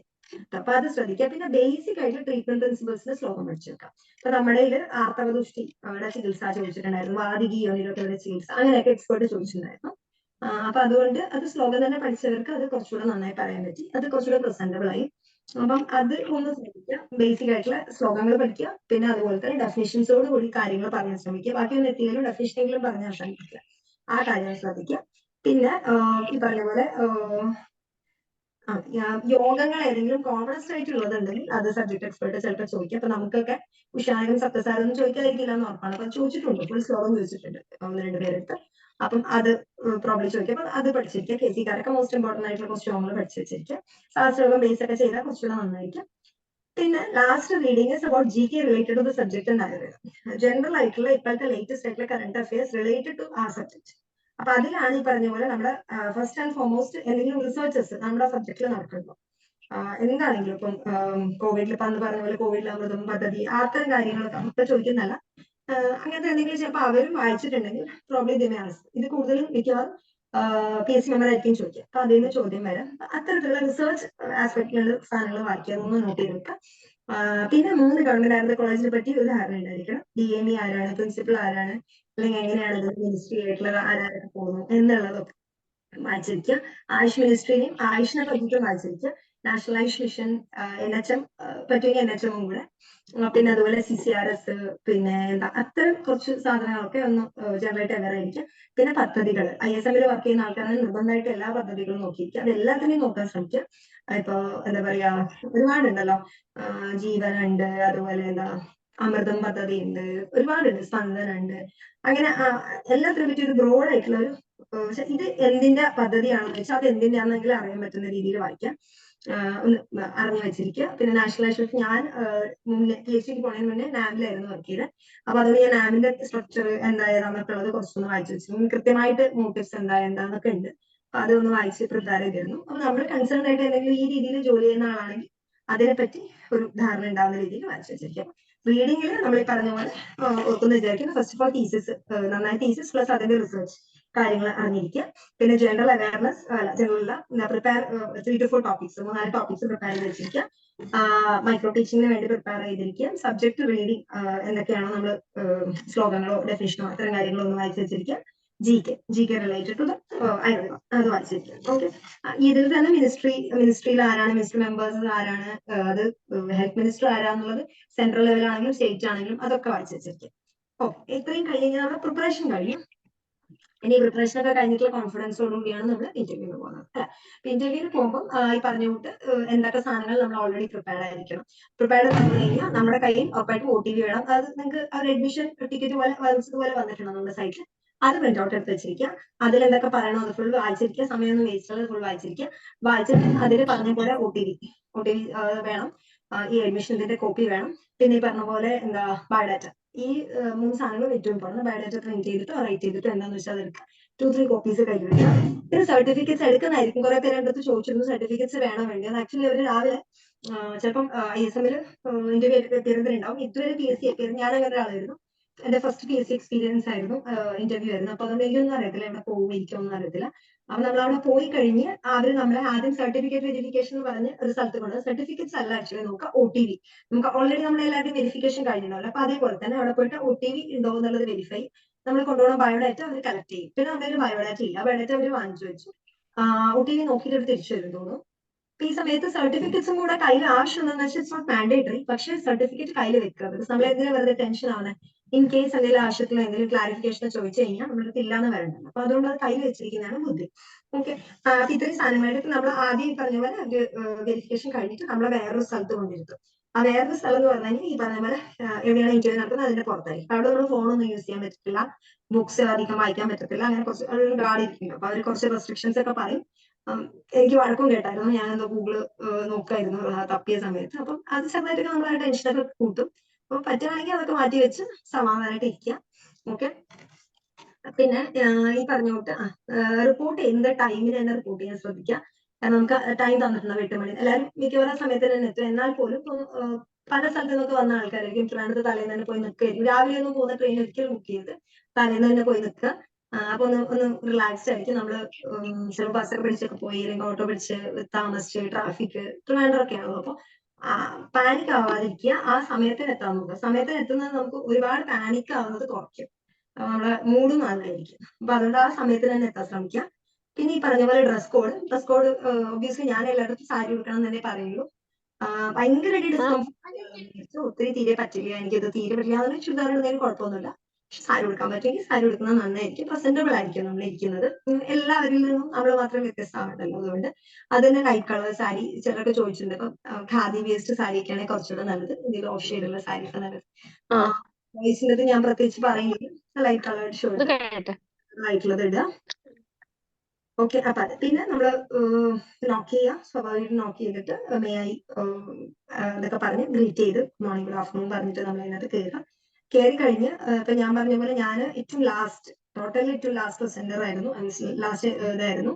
അപ്പൊ അതുകൊണ്ട് എനിക്ക് എന്നെ സംബന്ധിച്ച് മനസ്സിലാക്കി എനിക്ക് ഭയങ്കര ഇമ്പോർട്ടന്റ് ആണ്. അവരെ സംബന്ധിച്ച് ഇത് ഏറ്റവും ലാസ്റ്റ് ആണ്, അങ്ങനെയായിരിക്കും. പക്ഷെ എന്റെ ഇതെന്ന് വെച്ച് കഴിഞ്ഞാൽ എന്റെ തെറ്റല്ലല്ലോ നമ്മൾ ലാസ്റ്റ് ആയത്. അപ്പൊ ഏറ്റവും ലാസ്റ്റ് ആണെങ്കിലും അറ്റൻഷൻ നമ്മൾ ഏറ്റവും മോശമാവരുത് ഒരിക്കലും. ആ ഒരു എയിമോടുകൂടിയാണ് നമ്മൾ പോകുന്നത്. അപ്പൊ അവര് ഒരിക്കലും ബോറടിപ്പിക്കുകയും ചെയ്യരുത്. ഭയങ്കര ഡെസ്പൈറ്റ് ജേഷൻ പറഞ്ഞ പോലെ മൂടിയായിട്ട് ഇരിക്കരുത്, പ്ലസന്റ് ആയിട്ട് ഇരിക്കുക. അപ്പൊ നമ്മളൊക്കെ മാസ്ക് വെച്ചിരുന്നു ആ സമയത്ത്. എനിക്കൊന്ന് മാസ്ക് ഉപയോഗിക്കുന്നുണ്ടായിരുന്നു എല്ലാവരും. അപ്പൊ അതൊരു മാസ്ക് വെച്ചിട്ടാണ് കയറിയത്. മാസ്ക് ഇല്ലാച്ചിട്ട് ഒരു പ്രോബ്ലം ഇല്ല. മാസ്ക് വെച്ച് കയറി. എല്ലാവരും പറഞ്ഞു, അവരിങ്ങനെ പറയും മാസ്ക് മാറ്റിക്കോളൂ എന്ന് പറയും. അപ്പൊ ഞാനത് പ്രതീക്ഷിച്ചിട്ടാണ് പോണത്. ഗുഡ് മോർണിംഗ് ഒക്കെ പറയല, ഗുഡ് മോർണിംഗ് തന്നെ രാവിലെ ഗുഡ് മോർണിംഗ് പറഞ്ഞിരുന്നത്. ഇവരെന്റെ അടുത്ത് മാസ്ക് മാറ്റാൻ പറയുന്നില്ല. അപ്പൊ എനിക്ക് എന്റെ ഫേസ് അല്ലെങ്കിൽ എക്സ്പ്രഷൻസ് കണ്ടില്ലെങ്കിൽ എനിക്കത് എന്റെ ഒരു കോൺഫിഡൻസ് ആണ്. അപ്പൊ നമുക്ക് മുഖം മറച്ച് സംസാരിക്കുന്നത് ഇഷ്ടമല്ല. അപ്പൊ ഞാൻ അങ്ങോട്ട് പറഞ്ഞു, സർ ശാല റിമൂവ് മാസ്ക് എന്ന് ചോദിച്ചു, മാസ്ക് മാറ്റിക്കോട്ടെ എന്ന് ചോദിച്ചു. അപ്പൊ ഉഷ് പറഞ്ഞില്ലല്ലോ എന്ന് പറഞ്ഞു, റിമൂവ് ചെയ്തു. അപ്പൊ നമ്മുടെ കയ്യിൽ ബുക്സും ലൈക് തീസിസ്, ഞാൻ പറഞ്ഞു നേരത്തെ ജേഷൻ പറഞ്ഞ പോലെ തന്നെ എന്തൊക്കെ ക്യാരി ചെയ്യാന്നുള്ള സർട്ടിഫിക്കറ്റ്സ് ഉണ്ടായിരുന്നു. പബ്ലിക്കേഷൻസ് എന്തെങ്കിലും ഉണ്ടെങ്കിൽ അതിന്റെ കോപ്പി വെച്ചിരുന്നു. പിന്നെ ഈ പറഞ്ഞ പോലെ ബുക്സ്, ഇപ്പൊ എനിക്ക് ബുക്ക് ഉണ്ടായിരുന്നില്ല, പലരും ബുക്കൊക്കെ എഴുതിയ ആൾക്കാര് ചെറിയ അതൊക്കെ കയ്യിൽ വെച്ചിരുന്നു. അവര് ചോദിക്കുന്നില്ല, ബട്ട് സ്റ്റിൽ കയ്യിൽ വെച്ചിരുന്നു. That is mark of confidence അല്ലെ. അപ്പൊ അതുകൊണ്ട് അത് വെക്കാം. തീസിസ് എന്തായാലും വെക്കാം. അതൊക്കെ കയ്യിലുണ്ടായിരുന്നു. അപ്പൊ അതും കയ്യിൽ പിടിക്കുമ്പോൾ ഭാരമായിരിക്കും. മിക്കവാറും അവിടെ ഒരു ഫ്രണ്ടിലൊരു ടേബിൾ ഇടും. ഒത്തിരി ദൂരത്തിലായിരിക്കും ഇന്റർവ്യൂ. കുറച്ച് ഇതുവരെ അറ്റൻഡ് ചെയ്യാത്ത ആൾക്കാർക്കാണ്, ISM-ലൊക്കെ ഇന്റർവ്യൂ അറ്റൻഡ് ചെയ്തവർക്ക് അറിയുണ്ടാവും. അപ്പൊ ഞാൻ ഒട്ടും അറിയാത്ത ആളായതുകൊണ്ട് എനിക്കിത് ഇങ്ങനെ കാര്യങ്ങൾ പറഞ്ഞു തന്നിരുന്നെങ്കിൽ എനിക്ക് തോന്നിയിരുന്നു. കുറെ പേര് എക്സ്പ്ലെയിൻ ചെയ്തിരുന്നു. പക്ഷെ തലേ ദിവസം ഇന്റർവ്യൂ കഴിഞ്ഞവര് പറഞ്ഞപ്പോഴാണ് എനിക്ക് മനസ്സിലായത് ഇത്ര ദൂരത്തിലായിരിക്കുന്നതൊക്കെ. അപ്പൊ അതൊരു ഏരിയ ഉണ്ട്. അപ്പൊ അവിടെ നമ്മൾ ടേബിളിനകത്ത് നമുക്ക് ബുക്സും കാര്യങ്ങളൊക്കെ വെക്കാം. പിന്നെ വളരെ റിലാക്സ്ഡ് ആയിട്ട് പ്ലസന്റബിൾ ആയിട്ട് ഇരിക്കുക. നമ്മൾ ബോഡി ലാംഗ്വേജ് ശ്രദ്ധിക്കുക, പരമാവധി സ്ട്രൈറ്റ് ആയിട്ട് ഇരിക്കുക. അപ്പം എനിക്ക് ക്വസ്റ്റ്യൻസ് ഫസ്റ്റ് തന്നെ വന്നത് എന്റെ സബ്ജക്ട് എക്സ്പേർട്ടിനായിരുന്നു. സബ്ജക്ട് എക്സ്പേർട്ടിന്റെ കാര്യം പറയുമ്പോൾ മിക്കവാറും സബ്ജക്ട് എക്സ്പേർട്സ് ഇന്റർവ്യൂവിന് വരുന്നത് ട്രിവാൻഡ്രം കോളേജിൽ തന്നെയുള്ള HOD പോസ്റ്റിലുള്ള പ്രൊഫസർ പോസ്റ്റിലുള്ളവരായിരിക്കും. നിർബന്ധമല്ല. അപ്പൊ അങ്ങനെ നമുക്ക് ഏകദേശം ഊഹിച്ചിട്ട് നമുക്ക് അവരുടെ ഏരിയ ഓഫ് ഇൻട്രസ്റ്റ് ക്വസ്റ്റ്യൻസ് ഏതാണെന്നൊക്കെ നമുക്ക് വേണമെങ്കിൽ ഒന്ന് സോർട്ട് ഔട്ട് ചെയ്യാം. അത് പക്ഷെ ഒരു പരിധി വരെയൊക്കെ ഹെൽപ്പ് ചെയ്യുള്ളൂ. പിന്നെ അവരൊരിക്കലും നമ്മളെ അങ്ങനെ ഉപദ്രവിക്കാൻ വേണ്ടി ഇരിക്കുന്ന, ഞാൻ ഒരു ഡിപ്പാർട്ട്മെന്റിലും ആരും പറഞ്ഞു കേട്ടില്ല സബ്ജക്ട് എക്സ്പേർട്ട് അങ്ങനെ എന്താ പറയാ ശല്യപ്പെടുത്തി ചൊറിഞ്ഞോ അങ്ങനെയൊന്നും ഇല്ല. അവർ നമ്മൾ റിലാക്സ് ചെയ്യാൻ ശ്രമിക്കുന്നേ ഉള്ളൂ. അപ്പൊ അതുകൊണ്ട് നമുക്ക് കോൺഫിഡന്റ് ആയിട്ട് തന്നെ ഇരിക്കാം. അപ്പൊ നമുക്ക് എനിക്ക് വന്നത് PhD ചെയ്യാനല്ലേ എന്ന് പറഞ്ഞിട്ടാണ് തുടങ്ങിയത്. അപ്പൊ അതെ എന്ന് പറഞ്ഞു എവിടെയാണ്. അപ്പൊ എനിക്ക് അതൊരു ഓപ്പർച്യൂണിറ്റി ആയിരുന്നു. ഞാൻ ഇവിടെ പഠിക്കുന്നു എന്ന് പറയാൻ പറ്റുന്നത്. അപ്പൊ ഞാൻ ഓൾ ഇന്ത്യ ഇൻസ്റ്റിറ്റ്യൂട്ടിലാണ് എന്നുള്ള അങ്ങനെയുള്ള കാര്യങ്ങൾ പറഞ്ഞു. അപ്പം നേരത്തെ ജിബി സാറ് പറഞ്ഞു കേട്ടു, നമ്മൾ അവരെ ഡ്രാഗ് ചെയ്തുകൊണ്ട് അല്ലെങ്കിൽ ട്രേസ് ഔട്ട് ചെയ്യുക. എന്താ പറയാ ലീഡിങ് ക്വസ്റ്റ്യൻസ് എന്താണെന്നുള്ളത് ട്രേസ് ചെയ്യുക. അത് ട്രിഗർ ആയിട്ട് കണ്ടിട്ട് അതിന് ക്വസ്റ്റ്യൻസ് അബദ്ധത്തിലേക്ക് പോകരുത്. പക്ഷെ നമ്മൾ ക്വാളിഫൈഡ് ആണ് അല്ലെങ്കിൽ വി ആർ ഗുഡ് എനഫ് കാണിക്കാൻ പറ്റുന്ന രീതിയിൽ അതിനെ എടുക്കുക. അപ്പൊ നമുക്ക് ഓൾ ഇന്ത്യ ഇൻസ്റ്റിറ്റ്യൂട്ട് പറഞ്ഞു, അത്രയും കാര്യങ്ങൾ പറഞ്ഞു. അപ്പൊ അതിന്റെ കൂടാണ് എങ്ങനെയുണ്ട് റിസൾട്ട് എന്ന് വെച്ചപ്പോൾ നമ്മൾ ഇത്രയാണ് കംപ്ലീറ്റ് ആയിരിക്കും. അപ്പൊ ഡാറ്റ ആവുന്നേ ഉള്ളൂ. അത്തരം കാര്യങ്ങൾ പറഞ്ഞു. പിന്നെ ഞാൻ വെറുതെ ആഡോൺ ആയിട്ട് ഇപ്പം അലോപ്പതിക് ഹോസ്പിറ്റലിലുണ്ട്. ഇപ്പം ഞാൻ സഫ്ദർജംഗ് ഹോസ്പിറ്റലിലും കൂടെ എനിക്ക് സ്റ്റഡി പോകുമ്പോൾ that is India's largest government ഹോസ്പിറ്റലാണ്. അപ്പൊ അവിടെയും പോകുന്നുണ്ട് എന്നൊക്കെ പറഞ്ഞപ്പോൾ പുള്ളിക്കാരൻ അതൊക്കെ ഇരുന്ന് കേൾക്കുക. സബ്ജക്ട് എക്സ്പേർട്ട് ആണ് ചോദിച്ചത്. അപ്പൊ അവർക്ക് നമ്മളെ പറ്റി ഒരു ധാരണ ഉണ്ടാവുമല്ലോ. അങ്ങനെ പിന്നെയാണ് പുള്ളി പറഞ്ഞ പോലെ ബയോഡാറ്റയെ പറ്റിയിട്ടൊക്കെ ചോദിക്കുന്നതും ഓരോ കാര്യങ്ങൾ ചോദിക്കുന്നതും. എനിക്ക് എന്ന് പറഞ്ഞാൽ നമ്മുടെ ആക്ച്വലി ബോർഡിൽ 2 പേരുണ്ടായിരുന്നുള്ളൂ. സബ്ജക്ട് എക്സ്പേർട്ട് ഒറ്റ PhD മെമ്പർ ഉണ്ടായിരുന്നുള്ളൂ. അപ്പൊ അതുകൊണ്ട് ടൈം വളരെ കുറവായിരുന്നു. പക്ഷെ ഒരു 8-10 മിനിറ്റ്സും താഴെയായിരുന്നു തോന്നുന്നു. ക്വസ്റ്റ്യൻസും വളരെ കുറവായിരുന്നു. അപ്പൊ എനിക്ക് ചെറിയൊരു വിഷമം തോന്നിയത് നമ്മൾ ലാസ്റ്റ് ഒത്തിരി വായിച്ചിട്ടൊക്കെ പോകും അധികം ക്വസ്റ്റ്യൻസ് ഒന്നും വന്നില്ല എന്നുള്ളത്. പക്ഷെ അതില് എന്ന് വെച്ചാൽ നമ്മൾ ചെയ്യുന്നത് നമ്മുടെ അപ്പിയറൻസും മാത്രമേ കാര്യമുള്ളൂ. കാരണം ഇപ്പം നമ്മുടെ പ്രസ്തുതിയുടെ മാർക്ക് ലിസ്റ്റ് നോക്കുകയാണെങ്കിൽ എല്ലാവർക്കും ലിസ്റ്റിലുള്ള എല്ലാവർക്കും ഒരേ മാർക്കാണ് വന്നത്. അപ്പൊ എല്ലാവരും പലതരത്തിലാണ് പ്രസന്റ് ചെയ്ത് നന്നായി ചെയ്തവരുണ്ട്, പലർക്കും വിഷമിച്ച് ഇറങ്ങിയവരുണ്ട്. പക്ഷെ മാർക്ക് വാസ് സെയിം, 13 ആയിരുന്നു എല്ലാവർക്കും മാർക്ക്. അപ്പൊ ഒത്തിരി ഒന്നും നമ്മൾ അതിനെ വിചാരിച്ച് ചിന്തിക്കേണ്ട. പക്ഷെ നമ്മൾ എന്തിനാണോ പോകുന്നത് അത് പെർഫെക്റ്റ് ആയിട്ട് നന്നായിട്ട് ചെയ്യാൻ നോക്കും. ഇൻ കേസ് എവിടെയെങ്കിലും പാളി പോയാലും ഒരു പ്രശ്നമില്ല, അടുത്ത ക്വസ്റ്റ്യൻ പറ്റുന്ന പോലെ ആൻസർ ചെയ്യാൻ നോക്കും. അപ്പൊ ഈ കാര്യങ്ങൾ ശ്രദ്ധിക്കുക. പിന്നെ ഇവര് പറയുന്ന ഒരു കാര്യം tell me about your self എന്ന് പറയും. അപ്പൊ അത് പറയുമ്പോൾ ഒന്ന് ശ്രദ്ധിക്കുക. നമ്മൾ ഇൻട്രൊഡ്യൂസ് ചെയ്യണം നമ്മളെ. അപ്പൊ നമ്മൾ start with the name, place, പിന്നെ അതിനുശേഷം ജോബ് അല്ലെങ്കിൽ ഹയസ്റ്റ് ക്വാളിഫിക്കേഷൻ തുടങ്ങി. ഇപ്പം ഇപ്പൊ എന്റെ അടുത്ത് ചോദിക്കുകയാണെങ്കിൽ നമുക്ക് ഐ ഹാവ് ഡൺ ഇത് ഇവിടെ ഐ ഹാവ് ഡൺ PG അത് പറഞ്ഞു. Now I am doing PhD students. അപ്പൊ നമ്മുടെ ഏറ്റവും ഹയസ്റ്റ് ഇതാണെന്നുള്ളത് പറയാം. പിന്നെ അതിനുശേഷം നമുക്ക് അതിന്റെ താഴേക്ക് പിന്നെ എവിടെയാണ് ഇവിടെ ചെയ്തത് പഠിച്ചു എന്ന് പറഞ്ഞു പറയാം. പിന്നെ വേറെ കാര്യം, ഈ PhD എന്ന് പറഞ്ഞു കേട്ടിട്ട് ആരും PhD ഉള്ളത് കൊണ്ട് മാത്രമേ ബെനിഫിറ്റ് ഉള്ളൂ ഇന്റർവ്യൂ, അങ്ങനെ ഒരു കാര്യം ഇല്ല കേട്ടോ. 2-3 മിസ്കൺസെപ്ഷൻസ് നമ്മൾ മാറ്റണം എന്ന് എനിക്ക് തോന്നുന്നത്. ഒന്നെന്ന് പറഞ്ഞു കഴിഞ്ഞാൽ നമ്മുടെ കേരള PSC-യിൽ പിന്നെ PhD കംപ്ലീറ്റ് ചെയ്തു എന്ന് വെച്ചിട്ട് എക്സ്ട്രാ 1 മാർക്ക് അവോർഡ് ചെയ്യണമെന്നോ അങ്ങനെയൊന്നും അവിടെയും സ്ട്രക്ചേർഡ് ആയിട്ടില്ല. ചില സബ്ജക്ട്സ് ചിലത് കിട്ടും, ചിലത് കിട്ടില്ല അങ്ങനെ. അപ്പൊ അതുകൊണ്ട് അത് നമുക്ക് ഉള്ളവർ ഓക്കെ ഫൈൻ, ഇല്ലാത്തവർ ഡോണ്ട് വറി അബൌട്ട് ദാറ്റ്. അത് അവിടെ കൺസിഡർ ചെയ്യപ്പെടാതിട്ടുണ്ട് പലതിലും. അപ്പൊ അതുകൊണ്ട് ഓൺലി തിങ് ഇസ് നമ്മൾക്ക് എന്തുണ്ടോ അത് നമ്മുടെ കോൺഫിഡൻസ് ആണ്, അത്രേ ഉള്ളൂ. അപ്പൊ അതുകൊണ്ട് അതില്ല, എന്റെ അടുത്ത് അതില്ലല്ലോ എന്ന് വിചാരിച്ചിട്ട് ടെൻഷൻ അടിച്ചിട്ടൊന്നും പോകണ്ട. It's not matter at all. പലപ്പോഴും പബ്ലിക്കേഷൻ മാറ്റർ ആവില്ല. If you have it is good enough. Otherwise അതില്ലെങ്കിൽ ഒരു കുഴപ്പമില്ല. നമ്മുടെ അടുത്ത് ഉള്ളത് എന്താന്ന് വെച്ചാൽ അത് വെച്ച് നമ്മൾ പറയുന്നു, അത്രേ ഉള്ളൂ. പിന്നെ അതുപോലെ രണ്ടാമത്തെ കാര്യം എന്ന് പറയുന്നത് ഇന്റർവ്യൂ ഒക്കെ പൊളിറ്റിക്സ് ആണ്, പൊളിറ്റിക്കൽ സപ്പോർട്ടാണ്, അങ്ങനെയൊന്നുമില്ല. അങ്ങനെയൊന്നും വിചാരിക്കരുത്. നമ്മളെ അവിടെ PSC ഇന്റർവ്യൂവിന് വിളിച്ചിരിക്കുകയാണ്, നമ്മൾ പോയി നന്നായി ഇന്റർവ്യൂ അറ്റൻഡ് ചെയ്ത് വരിക. കാരണം ബേസിക്കലി സാർമാരെല്ലാരും പറഞ്ഞു കേട്ടുന്ന ഒരു 13-14 മാർക്സ് തൊട്ടിട്ട് 11 മാർക്സിന് ഇടയിലാണ് എല്ലാവർക്കും മാർക്ക് വരിക. അപ്പൊ അത് നമ്മൾ എപ്പോഴും ചിന്തിക്കേണ്ട ഒരു കാര്യം, നമ്മൾ അതിൽ ഏറ്റവും ലാസ്റ്റ് ആവാൻ നോക്കുക. ഇപ്പം സപ്പോസ് 13 ആണ് ഹയസ്റ്റ് എങ്കിൽ നമുക്കും 13 എങ്കിലും കിട്ടാൻ നോക്കാം. നമുക്ക് 14 കിട്ടണം എന്നാൽ കിട്ടിക്കോട്ടെ, നല്ല കാര്യം. പക്ഷെ വി ഹാവ് ടു മെയിൻറ്റെയിൻ വിത്ത് ആ ഒരേ പേസ് തന്നെ എല്ലാവരുമായിട്ട് മെയിൻറ്റെയിൻ. അപ്പൊ നമ്മൾ അബദ്ധം പറയാതിരിക്കുക, മണ്ടത്തരം പറയാതിരിക്കുക, അത്തരം കാര്യങ്ങൾ മാത്രം ശ്രദ്ധിച്ചാൽ ബാക്കി അവർ നമ്മുടെ ബേസിക് ആറ്റിറ്റ്യൂഡാണ് നോക്കുന്നത്. അപ്പൊ ഇത്രയാണ് ഏകദേശം എല്ലാവരും തോന്നുന്നു. കുറച്ച് കൂടുതലായൊന്നും അറിയില്ല. അപ്പൊ എന്തായാലും എല്ലാവർക്കും ബെസ്റ്റ് വിഷസ്. നന്നായിട്ട് ഇന്റർവ്യൂ അറ്റൻഡ് ചെയ്യാം. And happy new year once again. എന്തെങ്കിലും ഡൗട്ട്സ് ഉണ്ടെങ്കിൽ ചോദിക്കാം. ചേട്ടാ ആർക്കെങ്കിലും എന്തെങ്കിലും ചോദിക്കാനോ അല്ലെങ്കിൽ ടൈപ്പ് ചെയ്യാനോ ഉണ്ടെങ്കിൽ ചെയ്യാം കേട്ടോ. എനിക്കൊന്ന് വളരെ ഭംഗിയായിട്ട് രണ്ടുപേരും വളരെ നന്നായിട്ട് പ്രസന്റ് ചെയ്തിട്ടുണ്ട്. Mode of language mode of language ചോദിച്ചു. അത് മോഡ് ഓഫ് ലാംഗ്വേജ് ആക്ച്വലി അവരെന്താണോ ചോദിക്കുന്നത് അതേ ലാംഗ്വേജ് പിടിക്കാനാണ് നമ്മൾ പറയാം. അപ്പൊ അവര് ചിലപ്പോൾ ഇംഗ്ലീഷിലാണ് ചോദിക്കുന്നത്, നമുക്ക് ഇംഗ്ലീഷിൽ പറയാം. പക്ഷെ നമ്മളെല്ലാവരും ഒരു ഭൂരിഭാഗം ആൾക്കാർ മലയാളത്തിൽ തന്നെയാണ് പറഞ്ഞത്. ക്വസ്റ്റിന് ഇപ്പം എന്റെ അടുത്ത് പ്രജിത അത് ചെയ്യാണല്ലേ എന്നായിരുന്നു ചോദ്യം. അപ്പൊ നമ്മൾ മലയാളം എന്നുള്ളത് അന്നേരം, പക്ഷെ ആ സമയത്ത് അതൊന്നും ചിന്തിക്കാൻ നേരം കിട്ടിയില്ല, നമ്മൾ അങ്ങനെ പറഞ്ഞുപോയി. പക്ഷെ ആൻസർ പറയാ, ഡെഫിനിഷൻ പറയാ, തീസിസ് പറയുമ്പോൾ ഇംഗ്ലീഷ് യൂസ് ചെയ്യാൻ ശ്രമിക്കുക. ക്ലാസ് ഇൻ കേസ് എടുക്കാൻ പറഞ്ഞാലും ഇംഗ്ലീഷ് യൂസ് ചെയ്യാൻ ശ്രമിക്കുക. കാരണം ഇപ്പൊ നമ്മള് കോളേജിലൊക്കെ ഇംഗ്ലീഷിൽ തന്നെ ക്ലാസ് എടുക്കണം എന്നാണ്.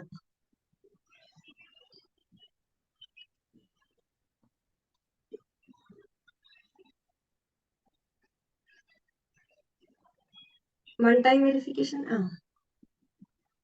അത് കുഴപ്പമില്ല. അത് പലരും പലതരത്തിൽ ചെയ്തിട്ടുണ്ട്. അവിടെ അതൊന്നും വിഷയമല്ല, കുട്ടിയിൽ ഉണ്ടായാൽ മതി.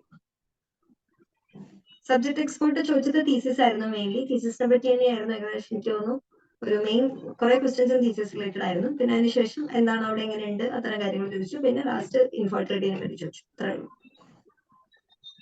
എന്റെ അടുത്ത് കേട്ടോ പ്രസൂതി.